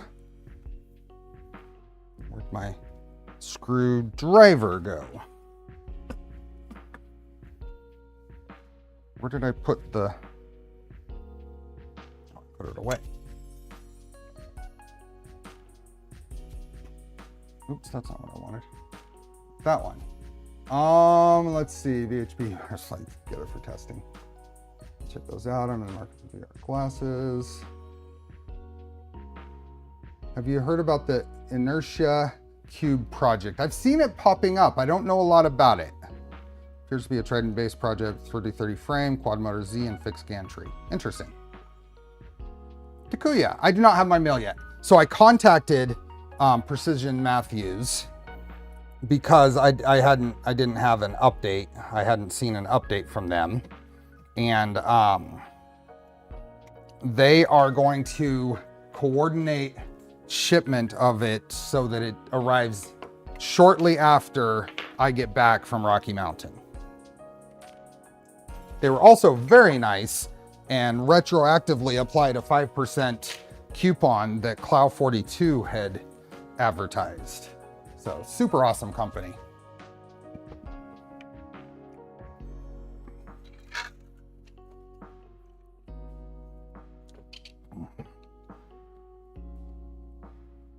How the VFA test come out. Lots of VFAs, but with the caveat that we could potentially improve it by running higher current on the steppers and faster speeds. Potentially.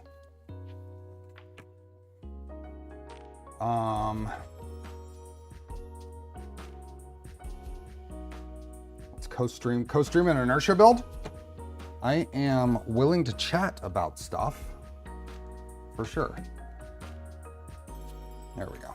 So 24 volt supply in and good. I'm going to be testing my MG now that I went 48 volts. Cool.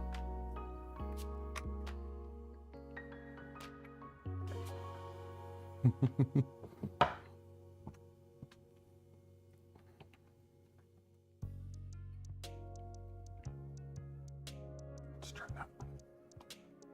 Woohoo. Oh, where did, oh, there they are.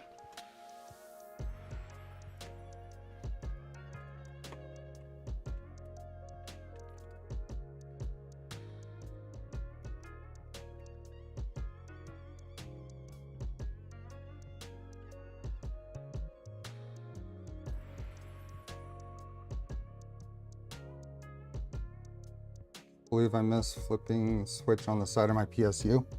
At least here in the US, it's not catastrophic. If you forget and you're in a 230 volt country, then not so great.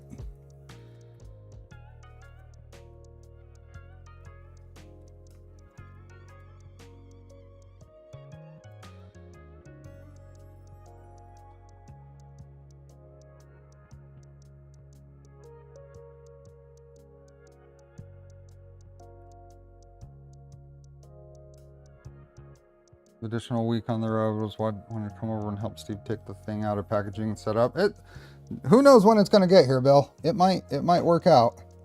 You're welcome. I would definitely probably enjoy the assistance.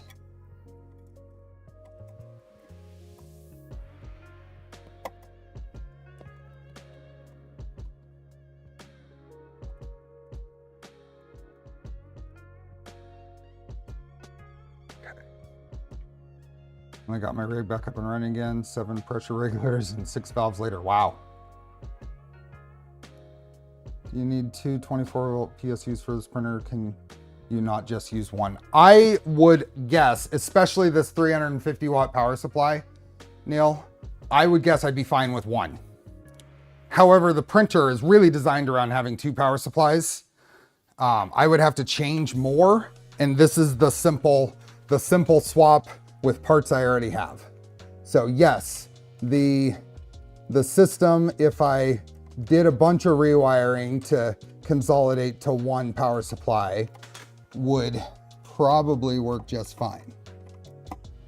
Especially, like I said, it's a 250 watt or 350 watt power supply in here.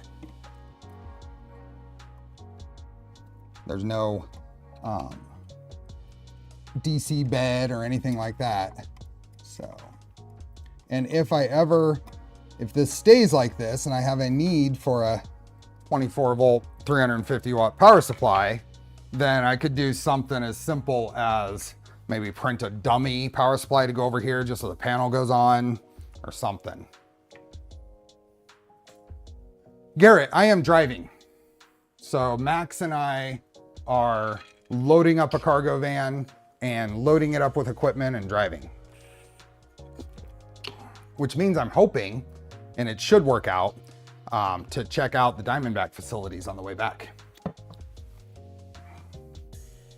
So I'll have some stories from that, I'm sure. Load me up. I very much appreciate it, Garrett. Okay. That should be all we need to do. So let me put the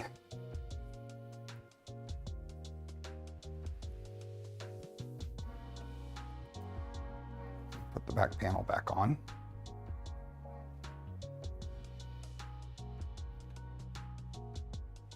did this go? I think it went this way.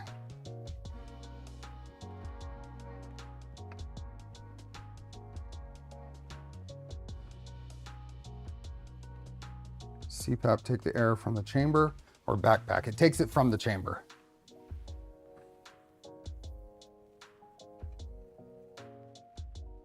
Only one red and two blue in the PSU. Should not both two wires. No, the second blue wire there, those are all just negative.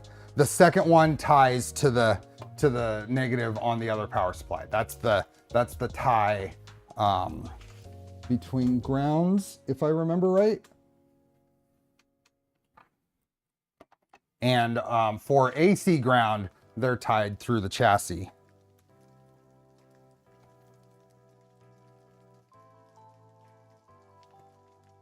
Diamondback was the BMX everyone wanted in the 80s. I had a Diamondback. It was very not new. I remember Diamondback and Mongoose. And then I had a GT, not a Performer, because that was more the freestyle bike. I had the GT Interceptor. That's the one bike I bought new as a kid. GT Interceptor. Okay.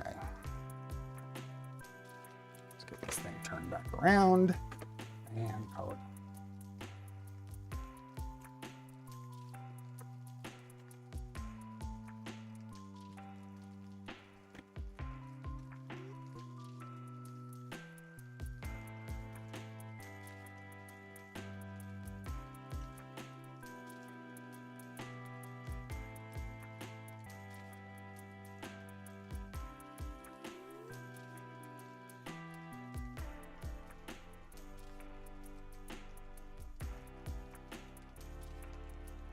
Yeah, GT Performer had the gyro in the head, or in the stem.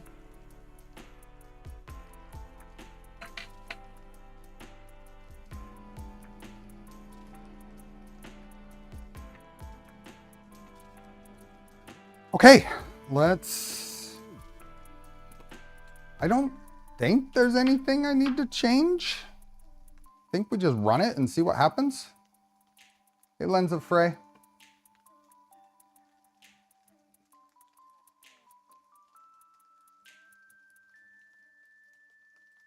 Kids that had a newer Diamondback bike, we thought were rich. I had a Diamondback when it had the little extra gusset in the front of the frame that had the little diamond in it.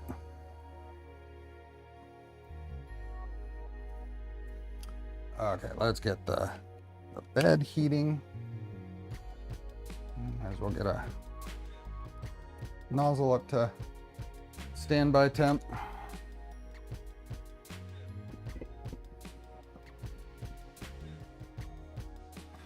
Oh, hey, the touch is working on my display suddenly.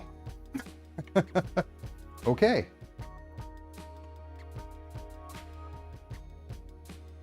Always on my phone. Your name is too long, Martin. We're not well off. I had some no brand BMX that felt like it was made of lead.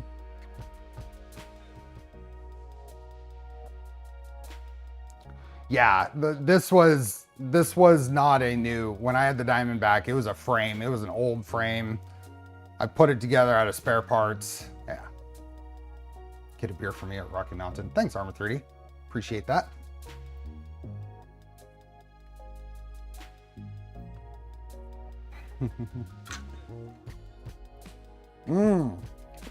I remember Robinsons. Then they had what was the next model up in terms of the racing series from GT? They had the Interceptor, and then they had another one. That's the one I couldn't get. I had a summer job when I paid for the Interceptor.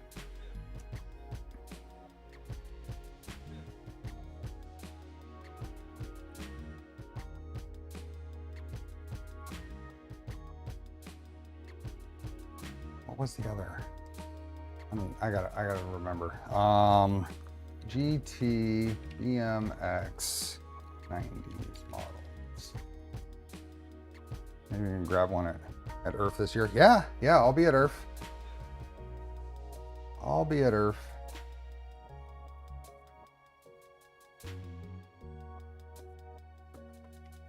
Let's see. In the, oh boy, is this a I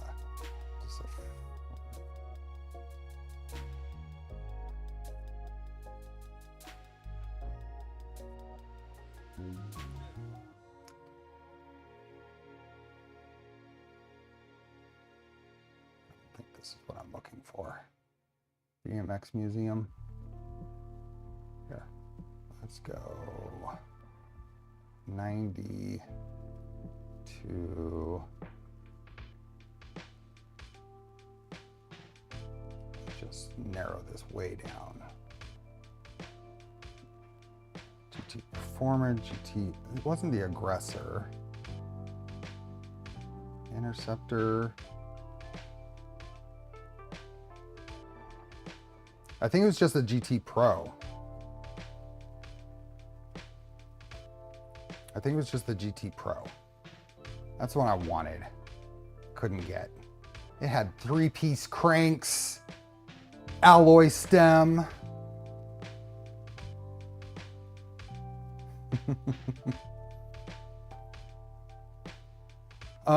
Okay.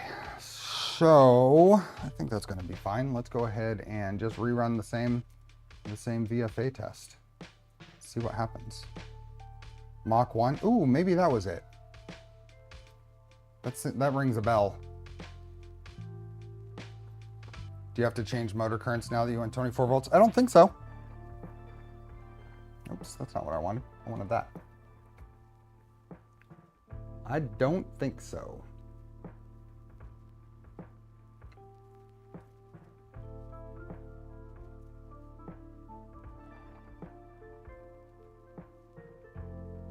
There we go.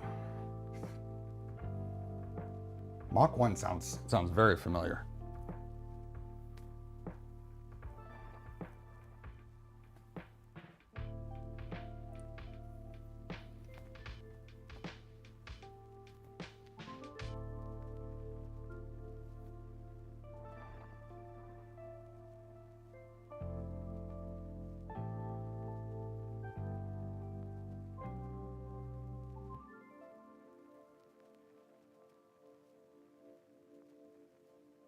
.24-inch, not too far back. Hey Phil, welcome. Oh, what happened? Cannot be run from the, what?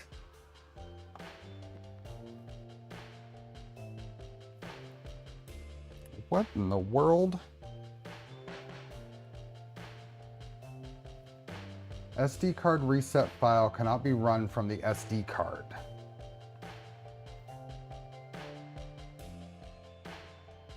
Okay.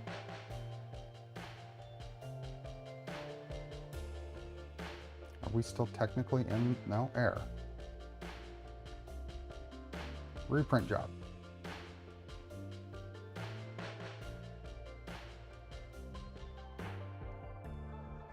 Did you knock the SD card? There is no SD card.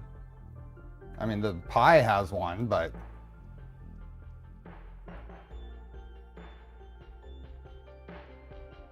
how do you know the current based on voltage?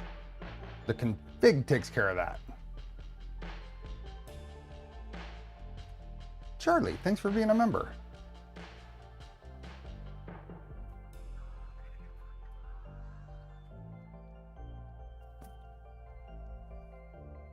Can always just resend it from the slicer.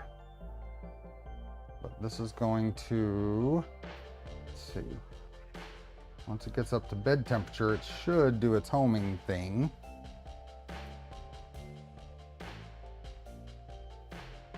It's got to stabilize.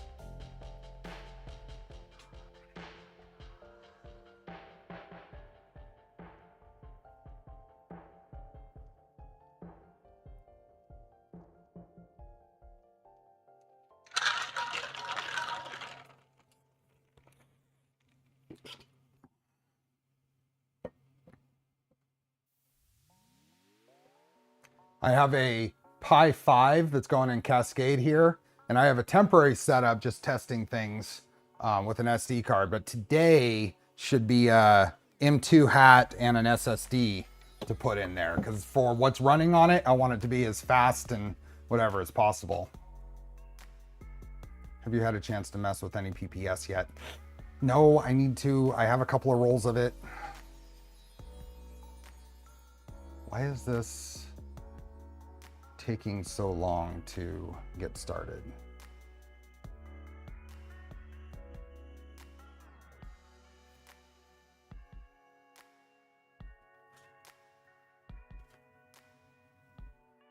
No trigger on stepper. No, all that. I didn't mess with any of that.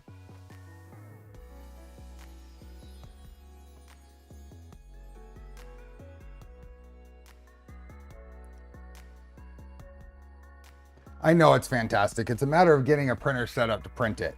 I don't have anything right now that should go over 300C. No trigger on stepper X after full... Shut down. Let's power cycle this thing. And then do some troubleshooting steps. I was worried we wouldn't be able to make it to 3 hours today. That shows me.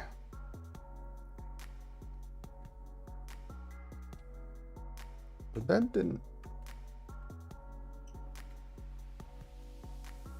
Looks like the bed overshot the temp by quite a lot. It took it to, it's not sensorless. It took it to 106.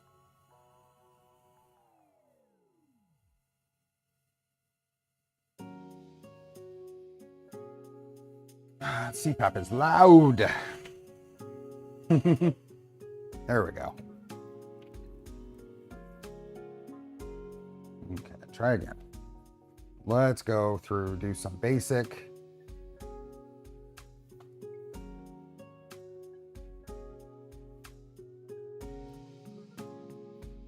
No trigger on stepper X after full movement. What happened? I didn't touch that. Did I bump the... No. I didn't bump any of that. That's not bumped. That's still plugged in.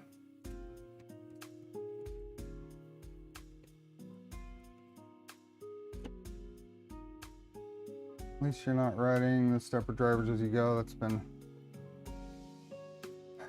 It was way over 107 and waiting to come down. Well, target was 105. I wouldn't say 107 is exceedingly overstepping the bounds. What in the world would have changed on this? Bullet home Y?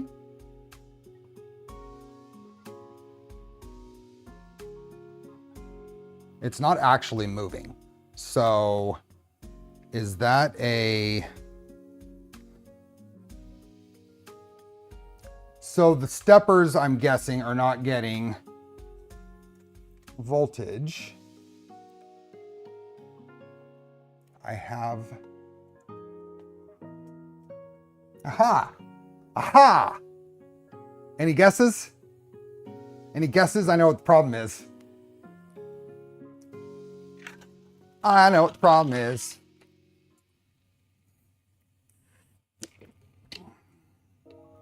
I know what the problem is. Armor 3D. You know what the problem is. Armor 3D.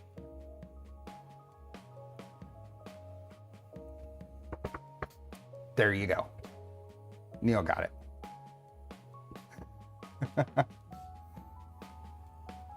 Uh-huh.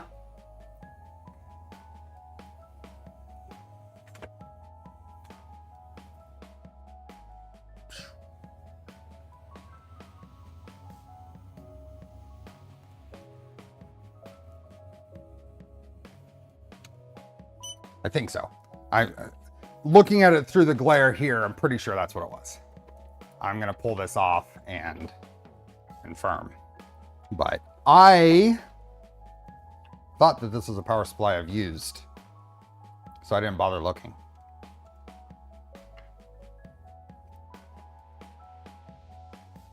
Well, they come at 220. As they should, because what we talked about before is if they did not, then they would fry when you plug them in. Yep, there it is. 230 volts is what that says. Now it says 115.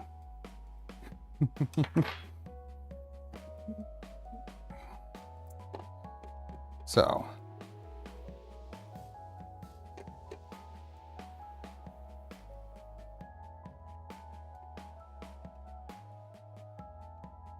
So my troubleshooting process there, my mental process was it's not homing. I didn't touch any wires. X was giving us an error. Let's try homing Y. And it's sitting there paused, like it's waiting for something to happen. And about the amount of time it was pausing is how long it would take for the axis to actually move to its end of travel. So I'm thinking, okay, it's not moving. So what's going on with the steppers? Is there anything I needed to change on these stepper drivers for the voltage? And I thought, aha, power switch.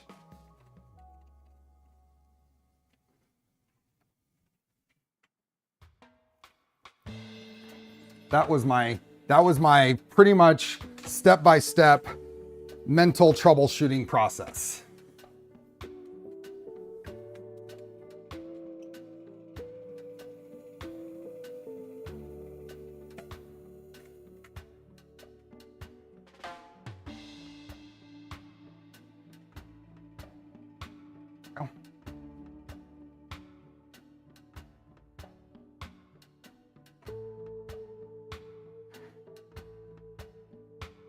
Oops.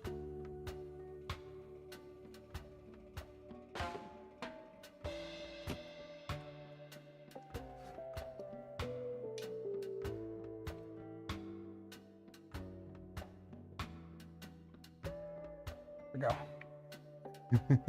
He's having fun, so.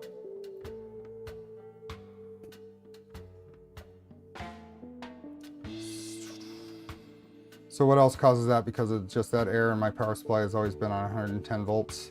Well, if you are getting, it's not able to, that particular error, so the particular error we were getting, which we probably won't see in the log anymore, that X end stop not triggered after full movement and nothing is moving, then something is going on with the stepper.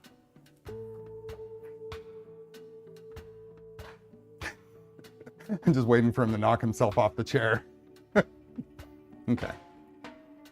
This is what we're gonna do for the next little bit. We can do that.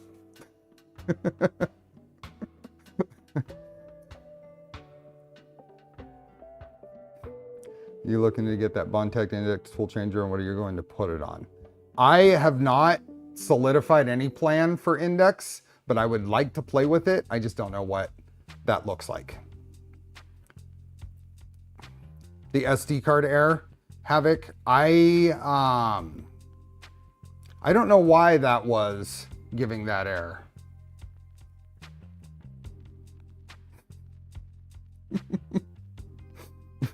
Here, how's our viewer? How's the viewership? We have 46 minutes until filament giveaway time. We're not quite, we're very close, but we're not quite to 50% like ratio. One very orange cat. The SD card error is a command in the cancel script that was not used anymore in Klipper. Okay. Oh, I see. It's a legacy version of the main cell config then.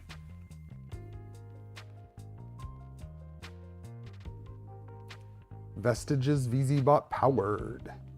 VZ water cooled and 4 Kraken motor. Awesome. It's his turn for the brain cell.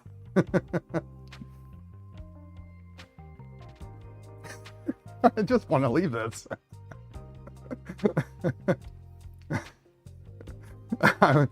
I'm waiting for him to knock himself off the chair, and I want that on camera.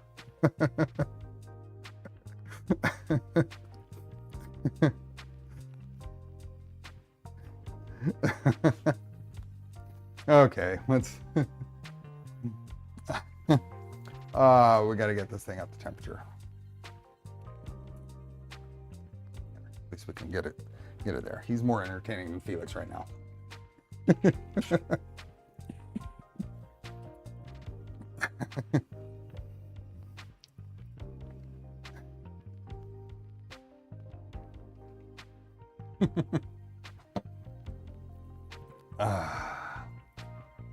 The bed is heating up, so we're not wasting any time here.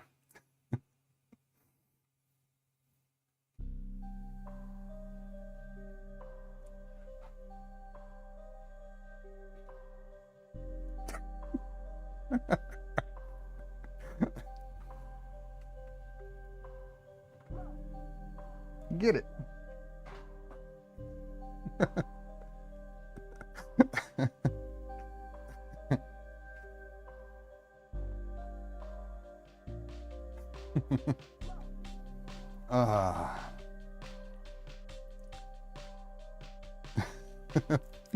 Did you folks see the, you probably saw it on my Discord. If you haven't seen it, on my Discord, I posted a video of Oscar chasing his tail inside of a Polymaker filament box.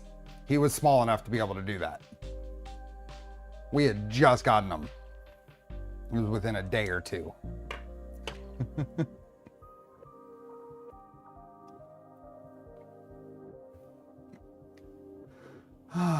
Marmalade. Normally ginger cats are toms. Yep. 20% chance of a orange cat being female. Only 20% chance.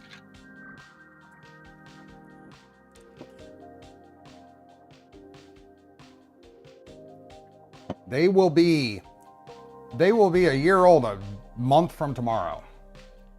June 12th. Do I stream on June 12th? Probably not. June 12th. Nope, that's a Thursday.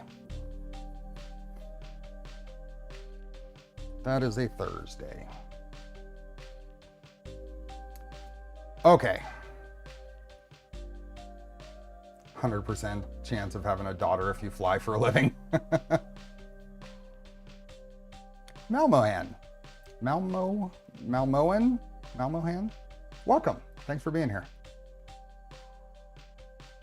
Do they get a bigger bed then? I don't know. It's awfully entertaining for them to watch them fight over that bed. And when they cooperate, they fit in it quite well. It's quite snug.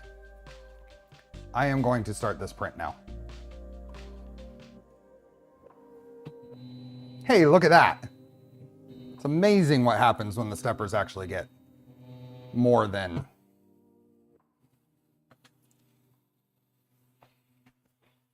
a few volts. Yeah, tortoiseshell cats are almost all female. Mm-hmm. They, from the same litter as Oscar and Felix, there was a female tortie there that we almost talked ourselves into taking home as well. I feel, at this point, I feel like we should have, because that would have given one of the cats a break all the time.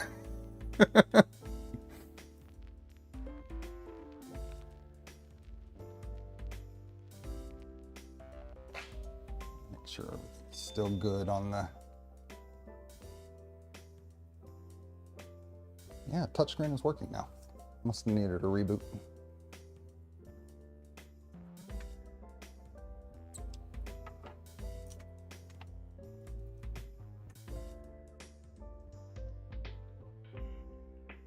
Hey Zadi. 3 cats would be a bit much for one litter robot. This is true.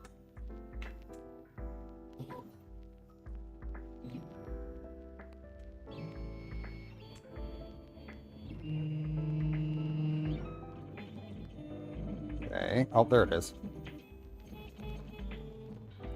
It really oozes out, or there is a retract in the G code. I think there's a retract. I'll have to hunt that down.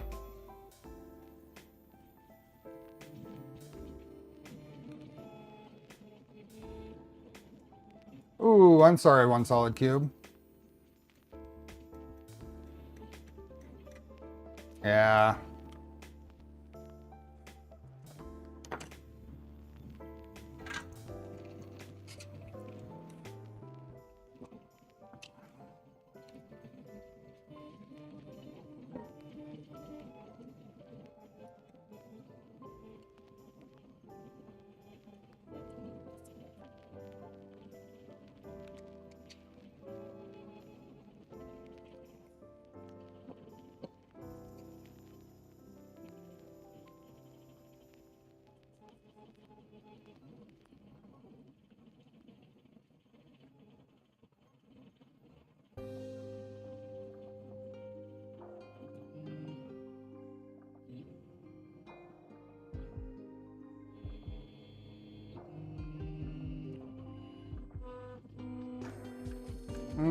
this should take about 22 minutes. Put us right up to close to giveaway time. He's moved on. Where did he move on to? Oh, he's chilling. He's chilling in the back there. Felix is out.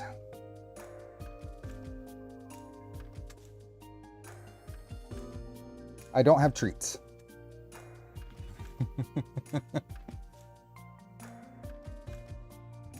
Is there any benefit to VZBot's belt path? Are you talking about the quad XY setup with the 2 steppers per axis? There is. You effectively shorten your belt path, so the distance between driven points. So you effectively shorten the belt path, you increase the torque, which means that your performance ceiling is higher.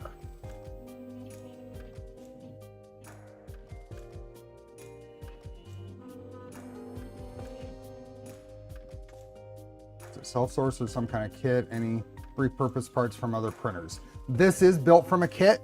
So Daniel, Modbot, and I did a collab stream on this almost 2 years ago from a Mellow kit.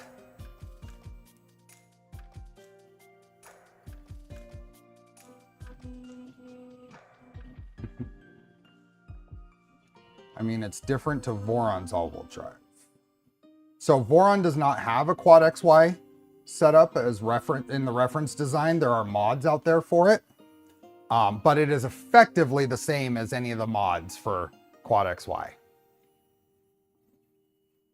Is it time for a bigger kitty bed? A bigger kitty bed wouldn't be nearly as entertaining. Hi, Edward. I go ahead and refuse to believe that was 2 years ago. It was. It was.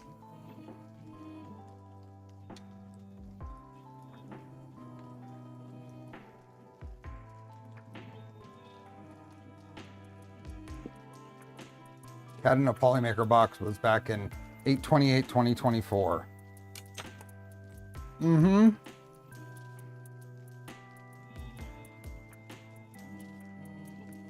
Let's see.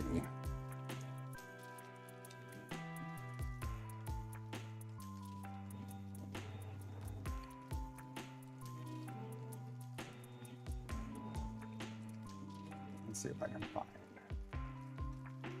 Cat in a Polymaker box.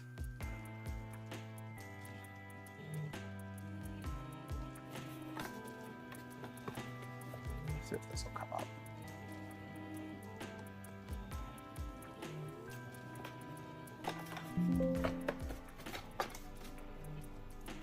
Oh, I've already saved this locally. I've already shown this on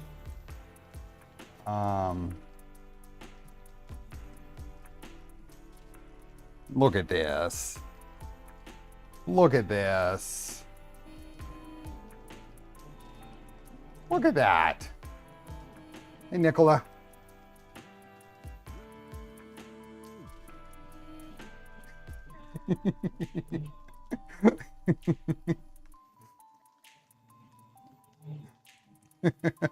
And I'm out.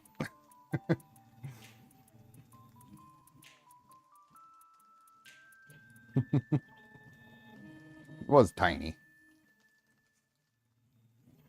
Hey, 3D Medic Vince.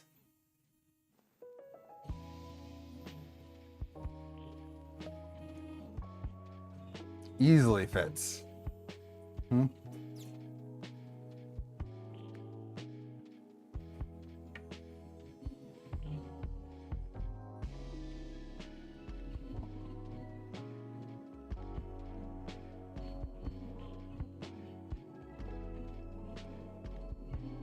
I think 48 votes on most home-built printers is overkill if this print quality supports my opinion. So the only reason you would need to would need to go to 48 volts is if you're hitting a performance cap at 24 volts. So I have a very, very like 50,000 foot understanding. What you're doing is you need to raise the voltage when the backfeed voltage exceeds your or starts reducing your driving voltage. Is that along the correct lines? Eddie the engineer, if you go out there, see if he still has some content on that out on YouTube, does a great explanation of that.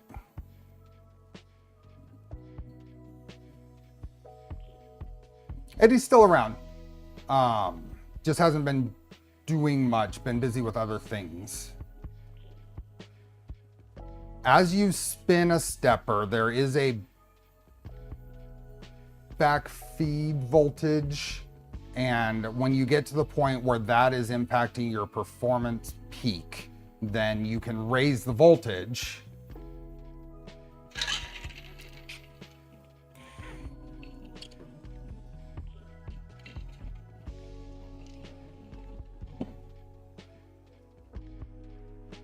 Well, that's why you'd be running out of torque, is because that back EMF is canceling out your drive voltage, right?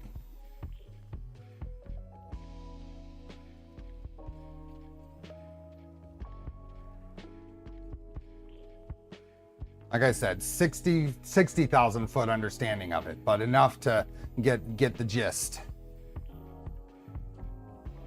If you're able to hit the print performance and quality at 24 volts, and there's no reason to go 48 volts. It's one of those things, just because it's out there doesn't mean it's the correct solution for what you're doing.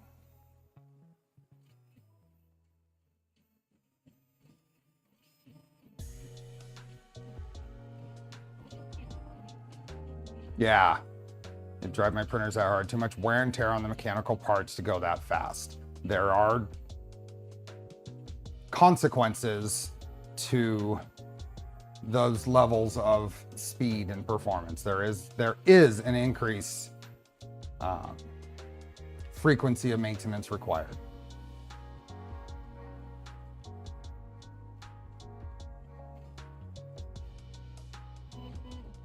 I know.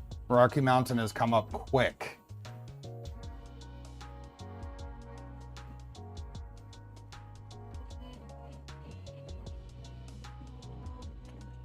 "60 volt is common for CNC, and also steppers much larger than NEMA 17s is common for CNC. And servos, more so, is common for CNC.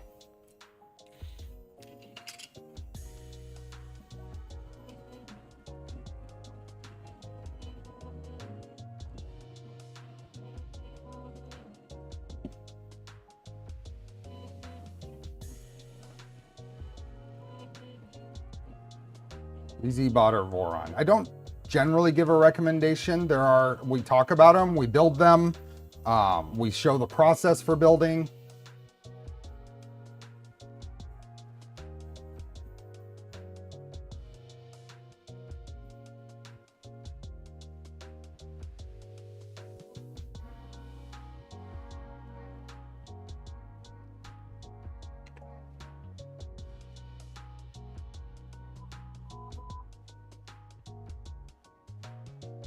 From my initial looks here, I think we will see some results.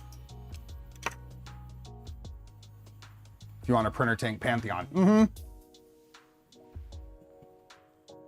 Hi, East Power Engineering. Welcome.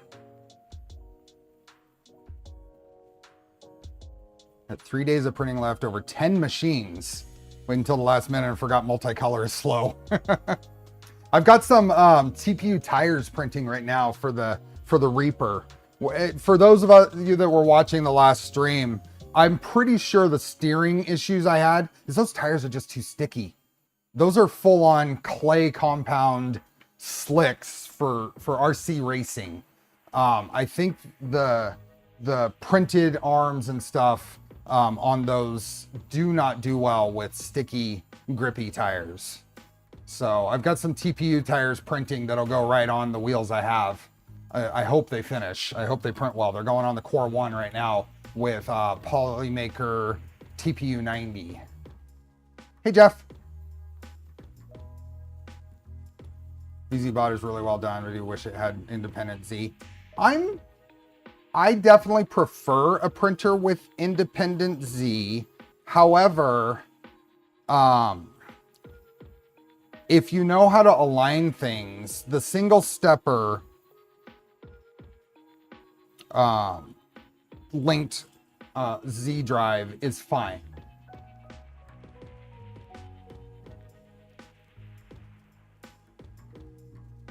I have this dialed in. I have printed full plate stuff on this. I printed the big parts for the Rook on this printer.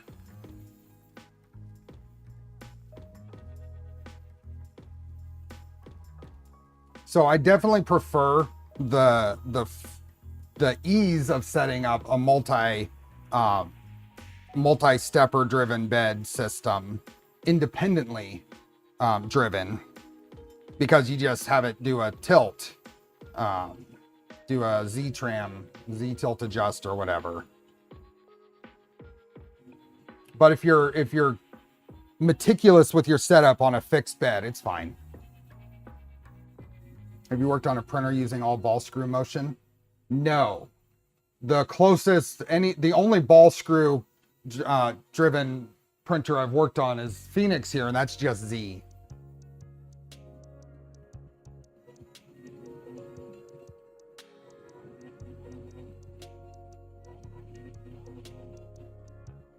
Purple into full changer. UI is all about the builder skill. Krista does well with single driver and multiple Z motors.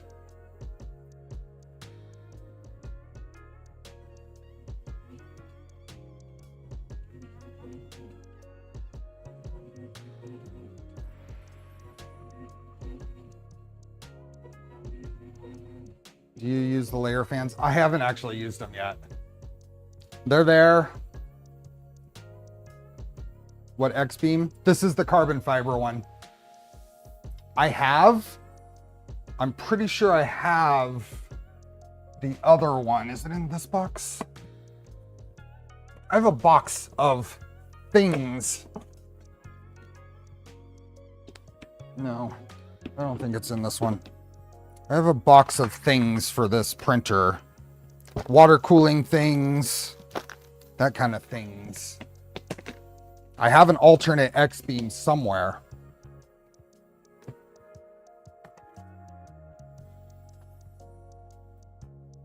That is interesting. I know I have it. Oh, maybe it's in here.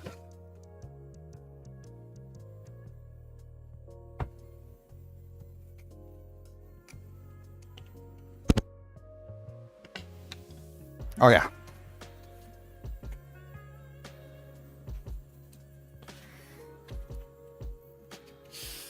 I have the lightweight VZ X-Beam here.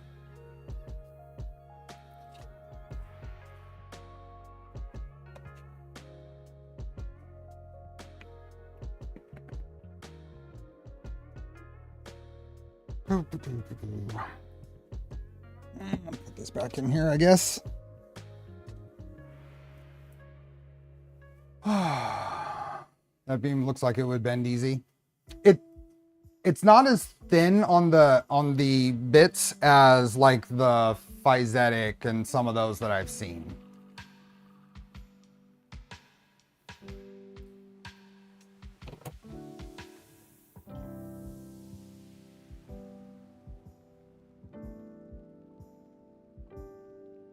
Okay. I think we figured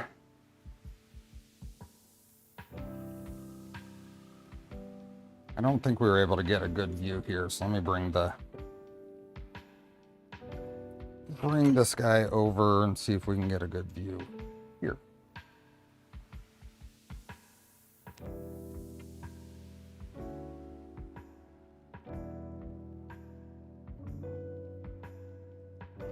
Similar, so that is the 60 degree. That is this guy. Similar patterns, not as pronounced, is what I'm seeing.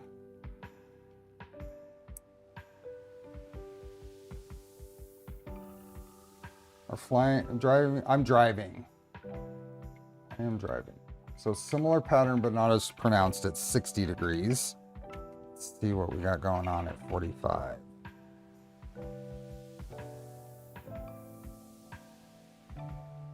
Very similar in both. When I take it, you would just find the best speed for the outer wall. Yeah. Because anything internal, you're not going to see the... Hoping I can catch an angle in the light. So that's 45. Let's see if we can get in here at 0.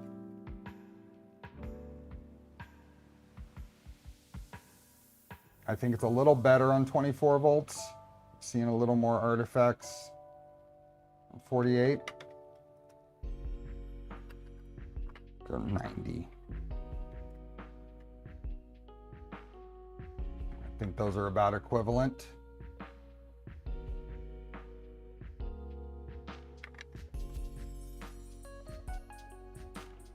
And what is this? 30 degrees.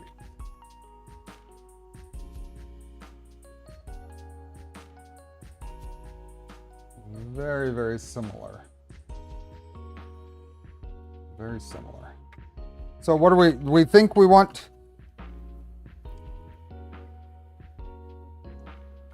And this is back to 60. This is where we started.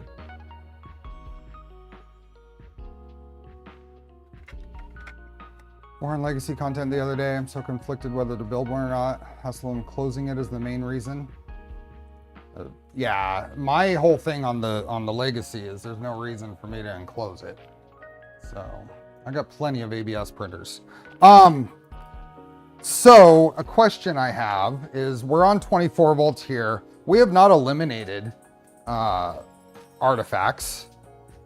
They have changed. They've changed, but not eliminated. Should we try? So am I running? Actually, I don't want to use that. I want to use this. Should I be running different current? Should we try what happens if we raise the current and where the stepper temperatures go?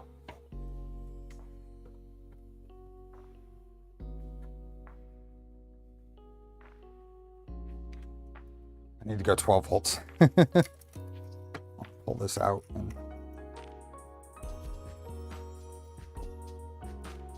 This little scraper isn't bad. I know they made it for that one printer that will never see the light of this channel, but it's a big Tree Tech product. I like it.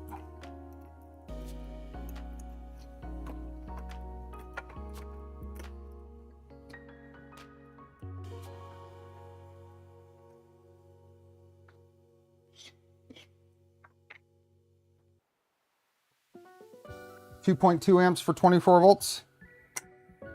Let's bump it up to 2.2 and see what that does to that print.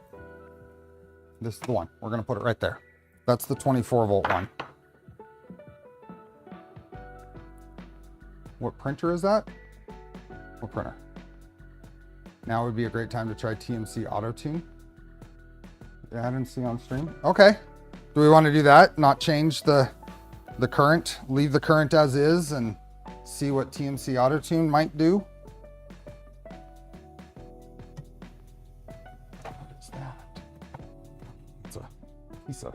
That's something you got to be really careful of. Getting bits of filament or whatever stuck between the magnet and the build plate. Yeah, you can see it put a dent there, which meant there was a high spot. The printer that will never be on. Oh, Bamboo. So Bamboo, Creality, FL Sun, none of those are going to show up on my channel. You don't build them. So at the very least, you don't build them. Even if I don't agree with some of their practices, you don't build them.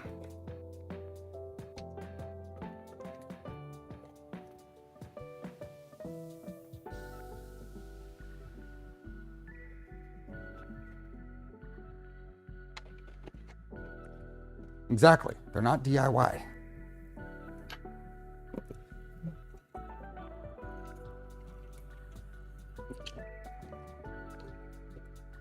I could take a bamboo apart, then rebuild it on stream. I've mentioned this before, but early on, I had a company reach out, and they were a marketing rep for some whatever, Ender 3 clone, whatever. And I took the time to respond and said, I'm not interested because my channel's about building printers, not checking out pre-built printers. And they literally came back and said, well, you can take it apart and rebuild it.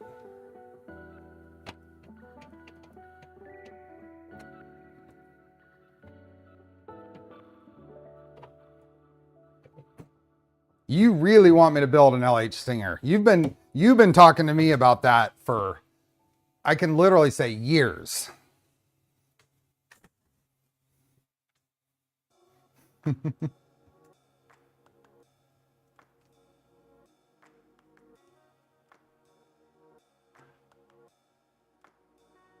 You've seen an Ender 3 on this channel. It turned into an Ender wire though.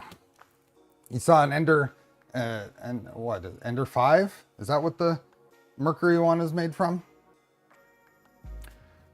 Okay, let's check something out.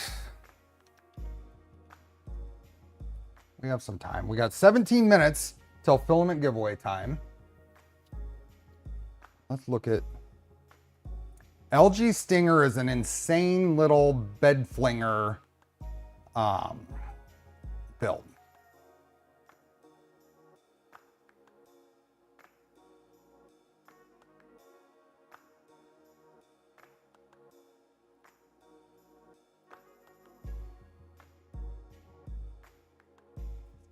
I have set up TMC AutoTune once.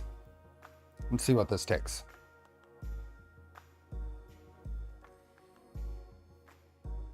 Installation. To install this plugin, run the installation script using the following command. The script will download this home directory in the symlink, and then there's an update. So let's copy this.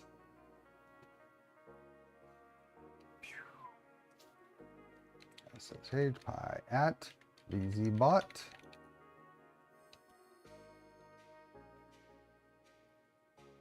Get out of Adam. Yeah, no compromise Cartesian.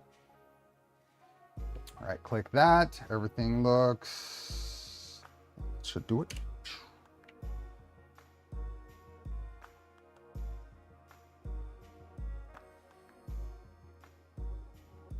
There. Okay, restarting Klipper. Let's add this to our, that's not what I wanted. Record config.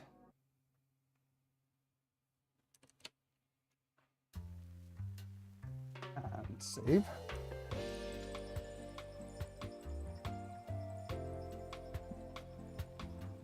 A lot of blowytrons, yes.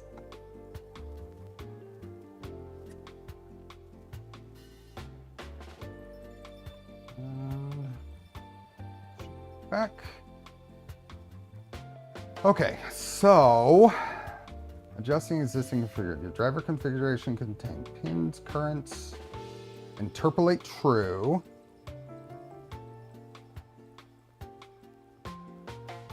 Klipper documentation recommends not using interpolation. However, it is most applicable if using low microstep counts. Check the pinouts of your separate driver boards, diag pin 1. Other unusual drivers, sensorless homing, we're not using. So now I think we grab auto-tune values.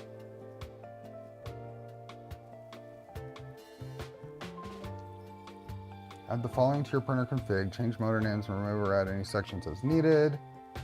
Let's copy this and go here, and let's create a new file instead, and let's just call it TMC auto.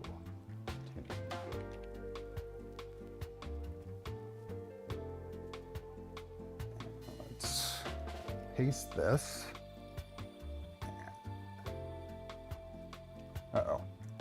Beth is DMing me.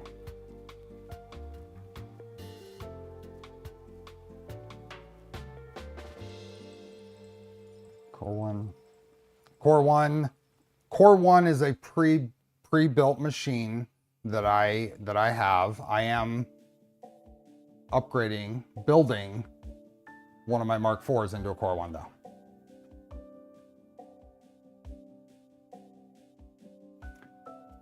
Okay, yes, we can just not do the Z steppers, that's fine. What do we also need to figure out all the accept additional parameters, tweak the behavior of auto tune. We're gonna do things at default, and we need to the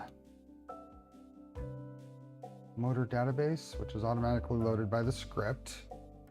So we should have here, let's just get rid of this. Is it X? Let's just apply it to X and Y. And let's change these. I suspect this is going to come up. We'll confirm, but I think this is just going to be the model name. So let me bring up that picture I saved. So this is going to be LDO 42, STH 48, 28, 04, and I don't know what the end is going to be. We'll look it up. We'll look it up.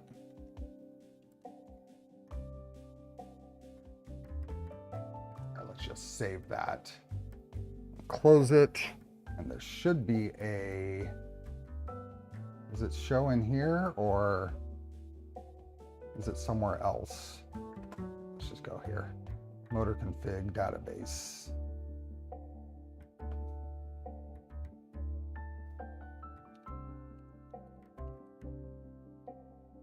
Here it is. LDO STH48AH. Is there an AC? 2804 AC? No. Also used for 2804 AC. Okay, so we're going to use 2804 AH. That's not what I wanted. AH. Well, that's correct. Copy all of this, and I think it is. Is that X1? What is the nomenclature for these? Y and Y1? Is that correct? Let's find out. Close. Go into our printer config, and what is it? X and X1, Y and Y1. And then down here, after these, let's go include EMC autotune.cfg. Okay.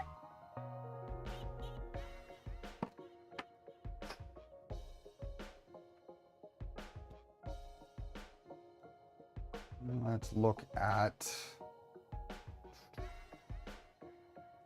there's more things we want to do, but what was the tuning goal? Parameter to choose how to fine tune the CMZ driver, auto silent performance, and auto switch. What does auto switch mean? It's a highly experimental choice that enables dynamic switching between silent and performance. Okay. What is the default value is auto. Auto. It will automatically apply performance for the X and Y axes and silence for the Z axis. So default we can leave, it'll be performance. I'm not doing sensorless homing. This is sensored homing. This is my end stop homing. So default value is auto, which is performance for X and Y. So we'll leave that. The other thing, voltage, 24 volts is default. Voltage used to power this motor and stepper driver. So default is 24. I'm going to leave it so I don't need to go in and edit that file again. But if I was going to put the 48 volt back in, then I might need to put this value in so we can define 48 volts. But since default is 24, we'll leave it. The other thing we need to do in here is we need to go in and change interpolate false to interpolate true. And it does say to turn off any other custom settings. And I don't know where these came from, but we should be able to turn these out. Yep, right ahead of you, Watch Bear. Just barely, just barely. So it said to turn all this kind of stuff off. So Control// will comment things in here. We have 8 minutes until we're going to give away some filament.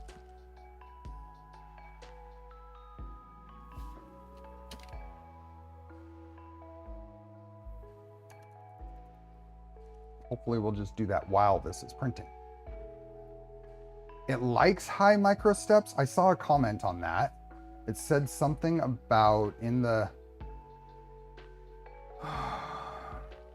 Klipper documentation recommends not using interpolation. However, that is most applicable if using low microstep counts and using the default driver. AutoTune gives better results both dimensionally and quality by using interpolation as many microsteps as possible, as feasible.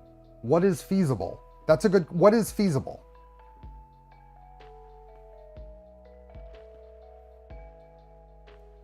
How do we define feasible there?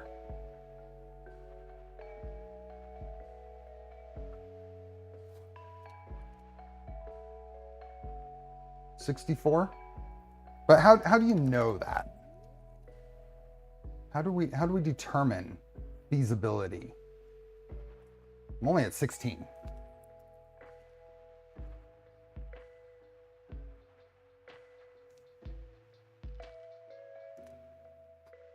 Okay, so that's X1.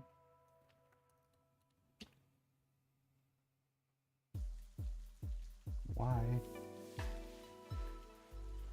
Depends on motor angle, on the speed of the processor, MCU load, and TMC driver steps. Okay.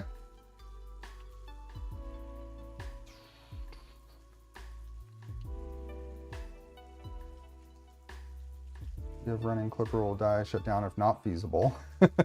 Okay, that's good. It says I'm done if it's not feasible. Okay, let's save and restart.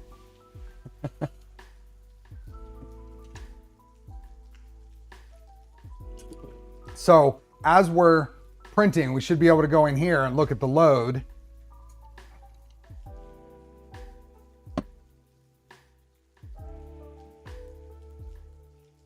So everything should be, how do we tell if it's applied? How do we tell if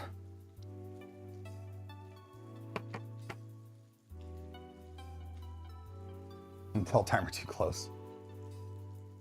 The MCU is out of date to the Pi, but since it's not required, I'm guessing that there aren't any Klipper firmware updates to the MCU code. Otherwise it would have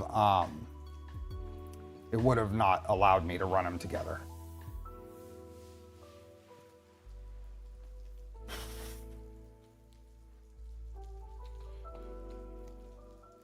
Okay, let's get this warming up.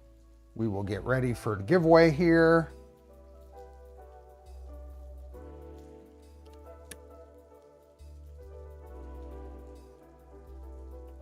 Also, now I'm thinking about it, is there...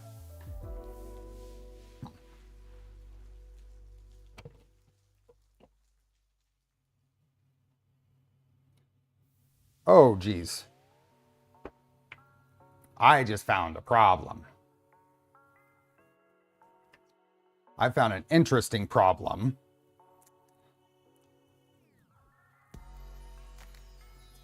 Let's see if I can... Random, very random. So in my head, I was thinking, okay, I'm going to get printing here. Every time I've printed so far, it has had to extrude a lot before it's actually putting plastic on the plate. I figured I'd reach in and manually just hit the extruder gear here and push the filament to the end of the nozzle. As I did that,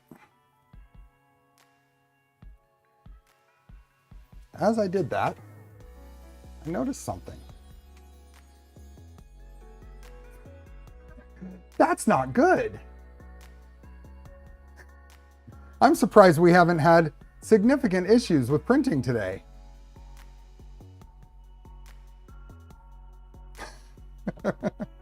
Whoopsie.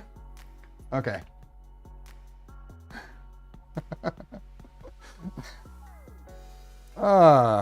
We have not had any under extrusion indications in our prints.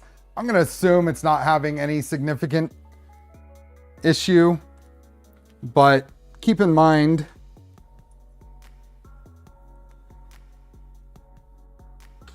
okay, so let's see if I can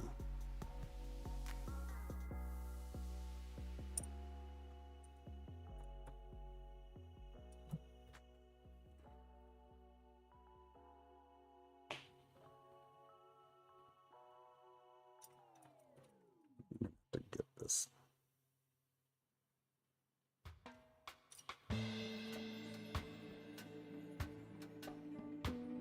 It was very visibly backed off. It should have had Loctite. Yes. No doubt.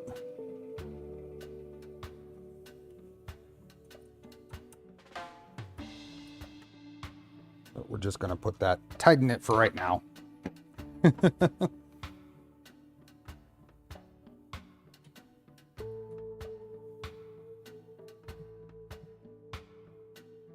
Okay, that is fully tight. No, it would have been tightened when I built it. I've done a lot of printing on here. I would have seen a bigger issue. I mean, not a lot, but 38 hours of printing, I would have seen it.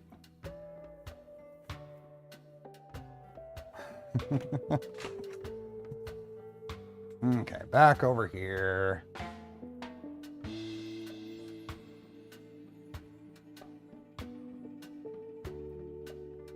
Don't fix it, you'll mess up the test parameters. I said at the beginning of this, I don't expect this to be a comprehensive test. We're playing with things, we're trying things. What the results that I'm getting might give some indication of what direction we want to go, but not necessarily, shouldn't be taken as proof that any one thing is true or not.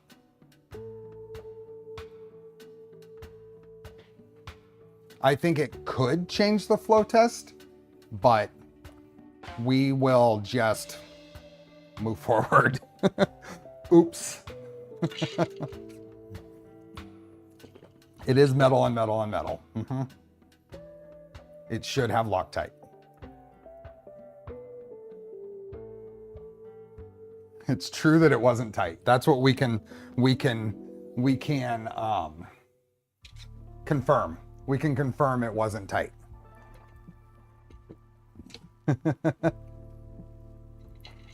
Never red. Nothing we do in 3D printing should use red Loctite. Since I'm not going to hear the end of it until I do it.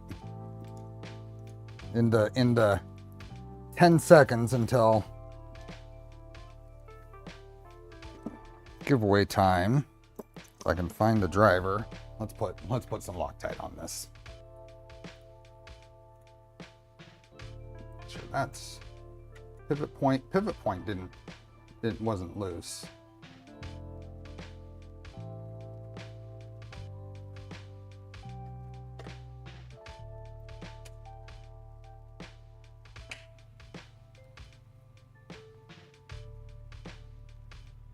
I just dropped the screw.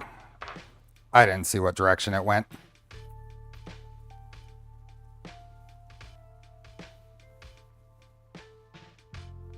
I did not see what direction it went. Okay. Let's hope that was one of those wafer head screws. Let's hope that a button head clears everything.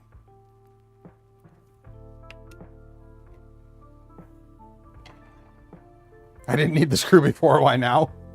Good point.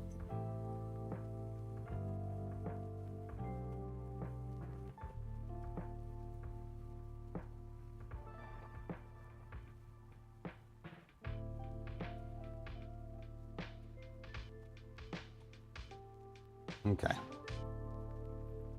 Button heads are not smaller than the little, they're thin, they're low profile button heads. Now, fortunately, I have swept in here in the last 24 hours.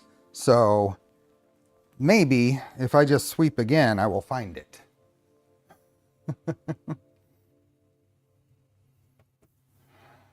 Okay.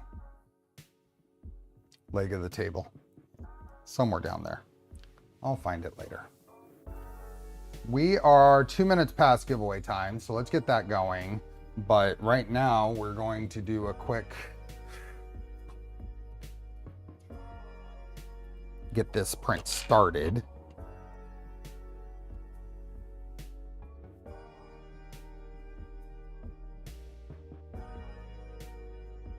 Just the same file.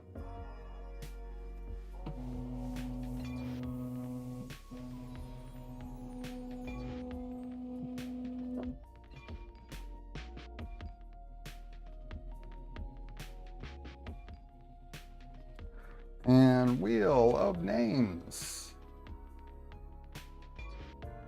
Okay, everything is clear. It's hard to tell. Yeah, it was quieter. It was different.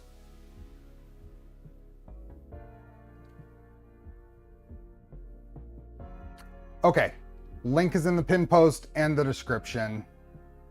Let me get everything in the right spot so I can see it. Converting this to rep firmware would be very simple. Yep, and it would work. It would be super simple because I don't even have just one Z-stepper to worry about. Okay, I will be closing the entry form. We have not had a new entry in 3 seconds. So 3, 2. Put that screwdriver away. This away, there's 1. 3. 3, 2. Make sure that this is going okay.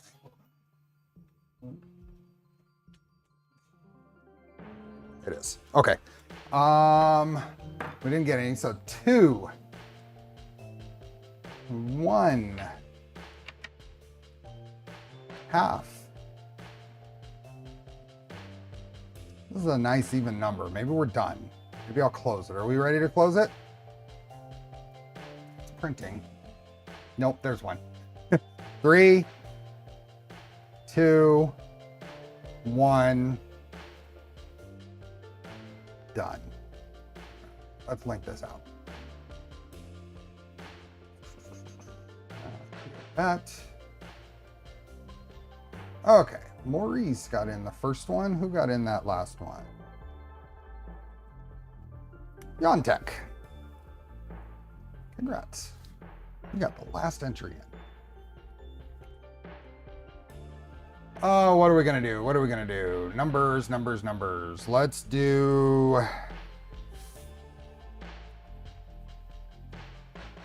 Let's do 1 and 24.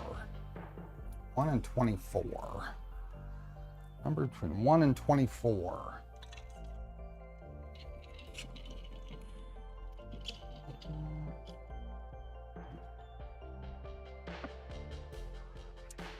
One and 24. Feral Xenial, you said 14. Let's do 14. 1, 2, 3, 4, 5, 6, 7, 8, 9, 10, 11, 12, 13, 14. Spin. Let's see who is going to win. Perrier Assistum. Perrier Assistum? Congratulations. You have 2 minutes to say something in chat. Congratulations. Perrier. Close enough. Yeah.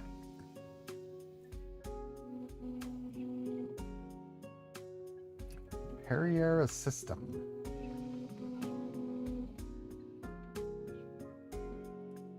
Perrier? I don't know. Are you here? Doubt there will be two of them. If there are, there's a problem. They're here? There you are. Congrats. Okay, let me get this copied. Pasted. Searched. There you are. Okay. And is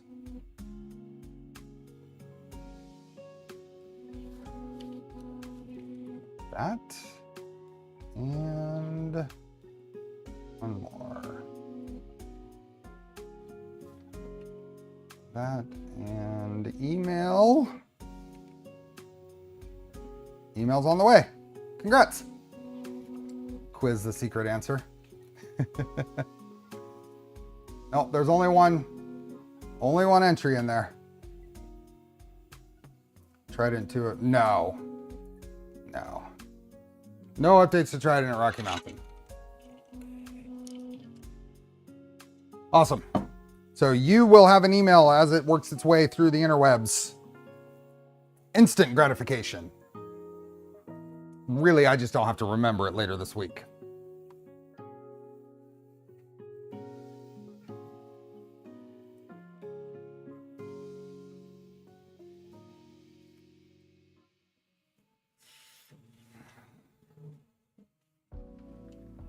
Link. Oh, there we go. Thank you, Andres. Unpin. And link from the description. We did hit 300 people today. 300 people on Mother's Day.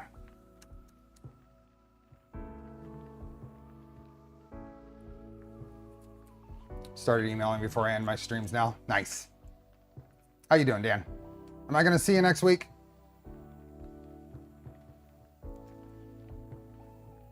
I am taking lots of printers to RMRF. I will be taking no printers to MRF. I am going to MRF though. I am going to MRF. Who am I going to see? So in chat, mention RMRF, MRF. One or both or the other, if you're going to be there. I dare you to do an ultra-fast Cartesian non-bed slinger printer. Ooh. So like a cross gantry or something? 3D and T printing, both. Bill will be at Rocky Mountain. Cannot make it, and no sponsors help cover the trip, so I'll be home watching streams and videos. You'll be at MRF. Okay, I'll see you there. Be there in spirit. Kittrell, Wind Farms, Wally. Rod will be at both. Awesome. Are you taking the Tic Tac? I don't know. At some point, I think something I'm going to do at Orange County is I'm pretty sure we're going to get a larger booth. I might try to take a little corner for some of my other non-Voron builds down there. We'll see. Goal for 2025 is Vice. Okay.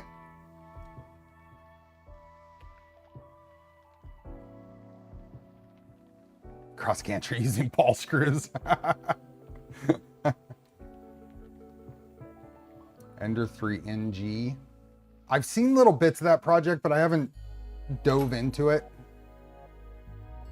Dunes, thanks for being a member. Screw on the table next to the screen.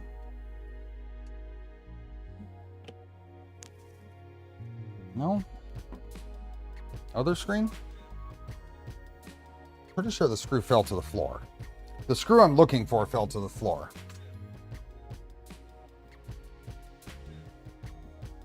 Yeah. Can you weld stainless steel? I can't.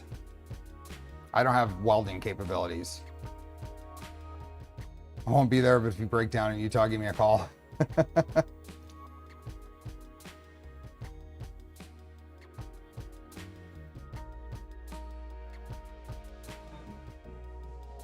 If Portland, Oregon never does a con, then I might make it as long as it takes place on Tuesday or Wednesday. That's going to be a tough one, Deanna.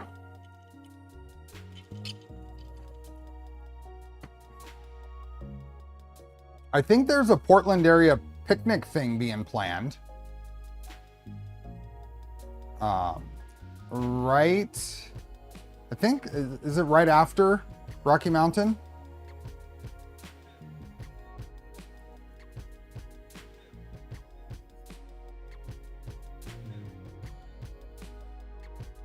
Working on a welded steel frame.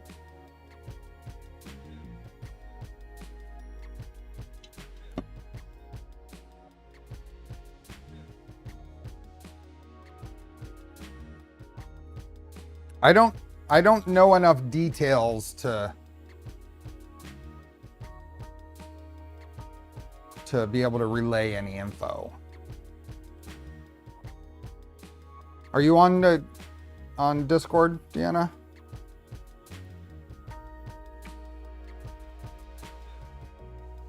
I have not built any Stealth Max Nevermores. Yeah, shoot me a message, Deanna. I'll try to find information. I'll point it your way. See you, Andres. Hey, Tefox.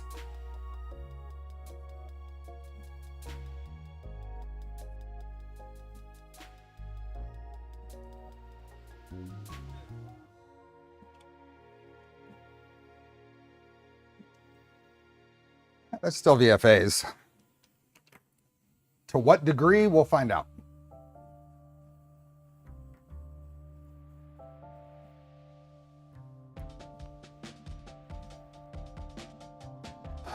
Unfortunately, I've been gone from 3D printer for almost 2 years. Well, welcome back. Tuxedo.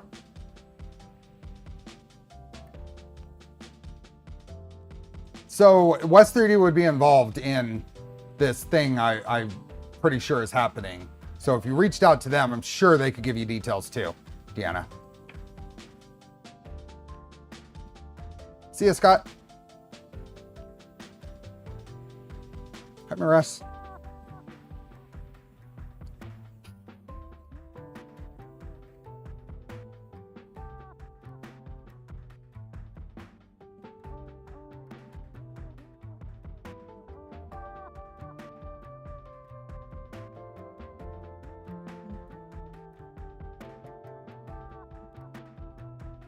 May 24th in Washington State, 30 minutes away from Portland.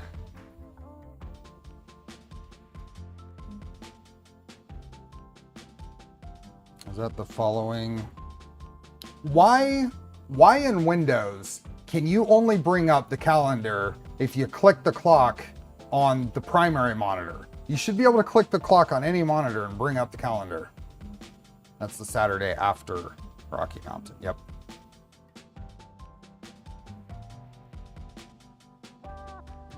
My primary monitor is over here.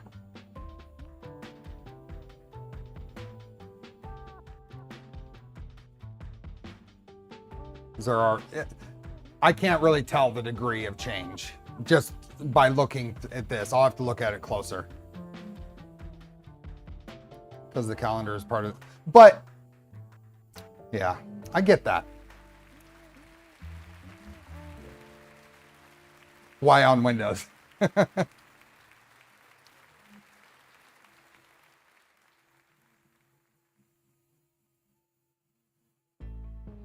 The custom settings and the TMC setting were calculated for 48 volts or not.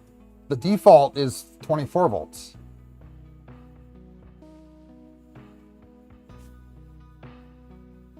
That one's a little more obscure there, John.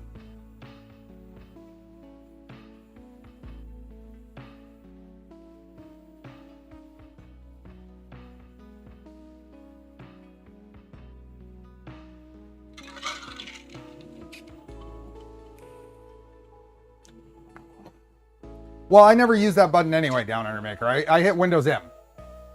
Window M to minimize everything.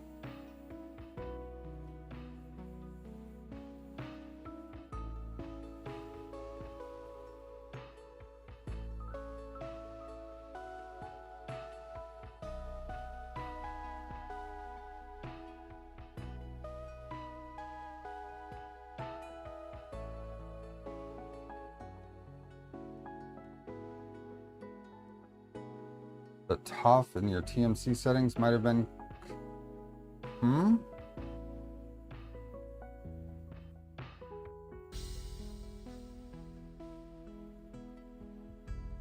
Yeah, unfortunately, I've too many pieces of software stick me to Windows.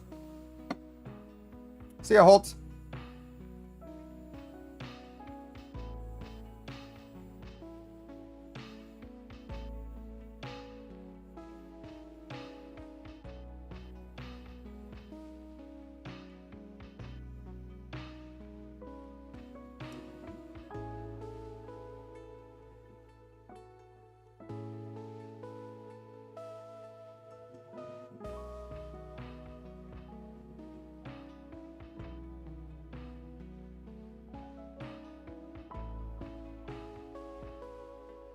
Commenting them out for auto tune, but when running at 24 volts. Oh, valid. Absolutely. Max. What's up, man?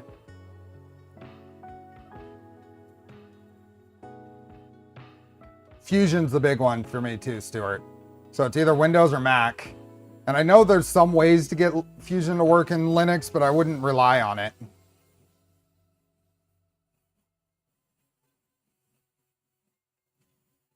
A Mac would be an option for me, and I have a MacBook Pro. It's an older one. It's fine. It's just replacing anything else. It's just expensive.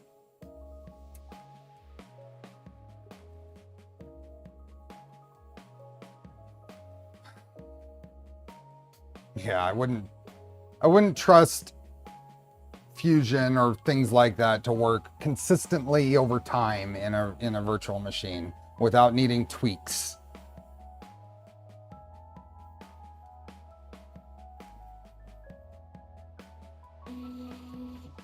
Okay.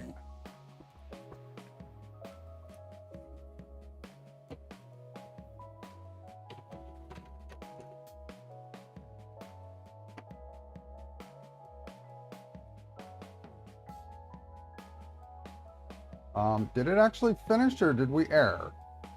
No, it finished. We got, well, you can't see it. That says 99% printing. Everything's turned off. The screen says 87%.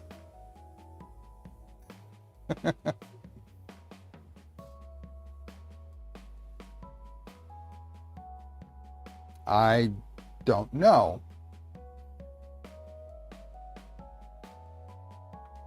99% still printing. What am I printing? This is the VFA test in Orca Slicer. Because I updated my ECU.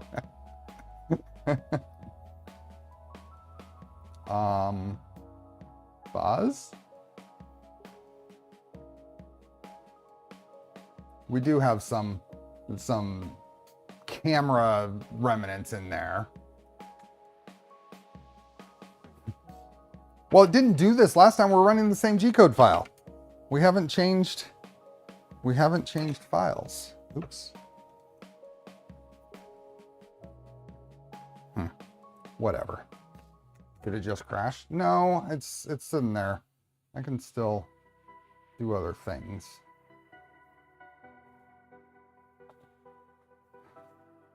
Let's see what this looks like.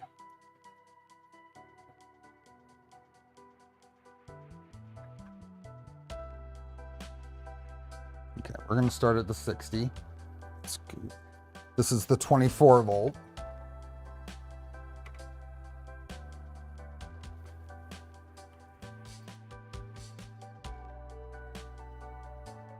I'm not seeing any difference.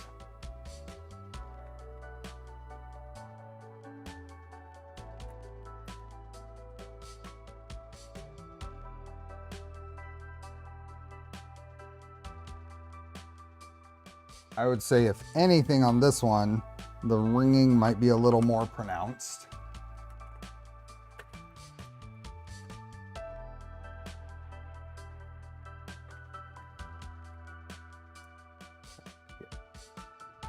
Angles there. Not really seeing any significant differences.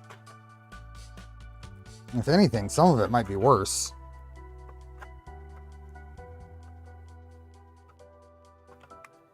Of course, this is pre-tightening the extruder motor screw. With the extruder motor screw loose, it seems to be slightly better overall. Time to upgrade to 120 volts. Not significant, not a significant change on that. Not a significant change.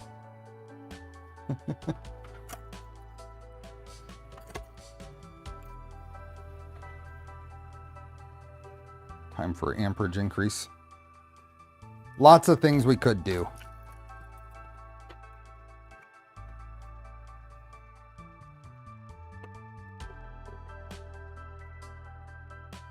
But for now, we are going to call it, because it is Mother's Day, and if my wife isn't here now, she will be here any minute.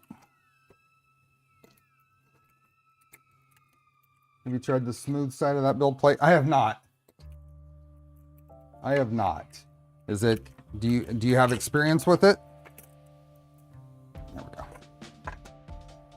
It's nice.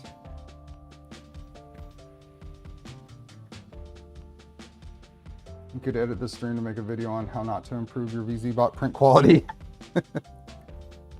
I think it's improved, but I don't know that what we were using for the before was optimal for its setup either.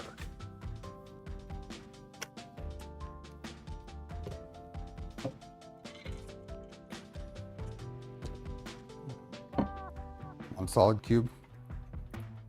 I need more sleep than that. So we were talking about this file. What is at the very end? Let's edit the file. Let's see what's at the very end of this thing.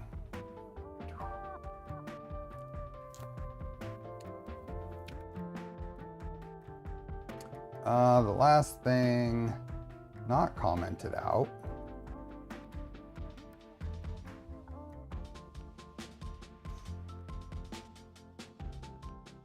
Yeah, that's the end of the file. Be sure to tell her that the community wishes her the best for Mother's Day. Thank you, Bill. I did find a loose screw. Very last line, including comments, is a couple of blank lines.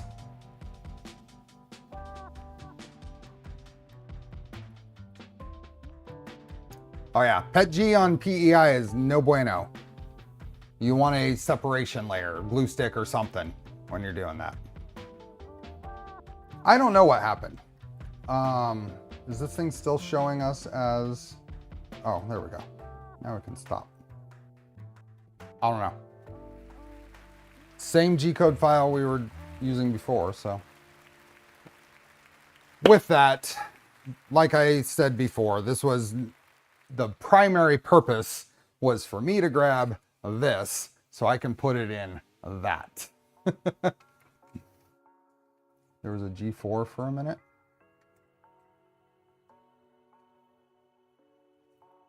Use the rough side of the build plate on PETG, no problem though, yeah. So, accomplished that. Found a loose screw. Learned about the VFA test in Orca Slicer, and it is better than at 48 volts. However, we don't know that my 48 volt settings were optimal anyway. So, what is that? That is a Cascade. So, that is the Voron CNC that was shown at Rocky Mountain last year, and I will be taking that to Rocky Mountain this year. So, G4 Dwell. Was there one of those at the end? I feel like we waited more than a minute though. Hope to see you at Rocky Mountain. I will be there in 6 days. Less than that. We get in on Thursday. We'll be there Thursday night.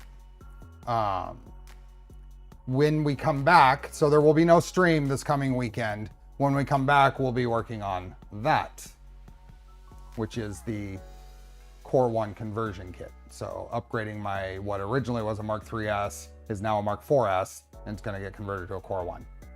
So thank you everyone. Thanks for gifted memberships. Thanks for hanging out, and we will see you next one. Take care, and hope everyone has a happy Mother's Day. Enjoy the build. Bye.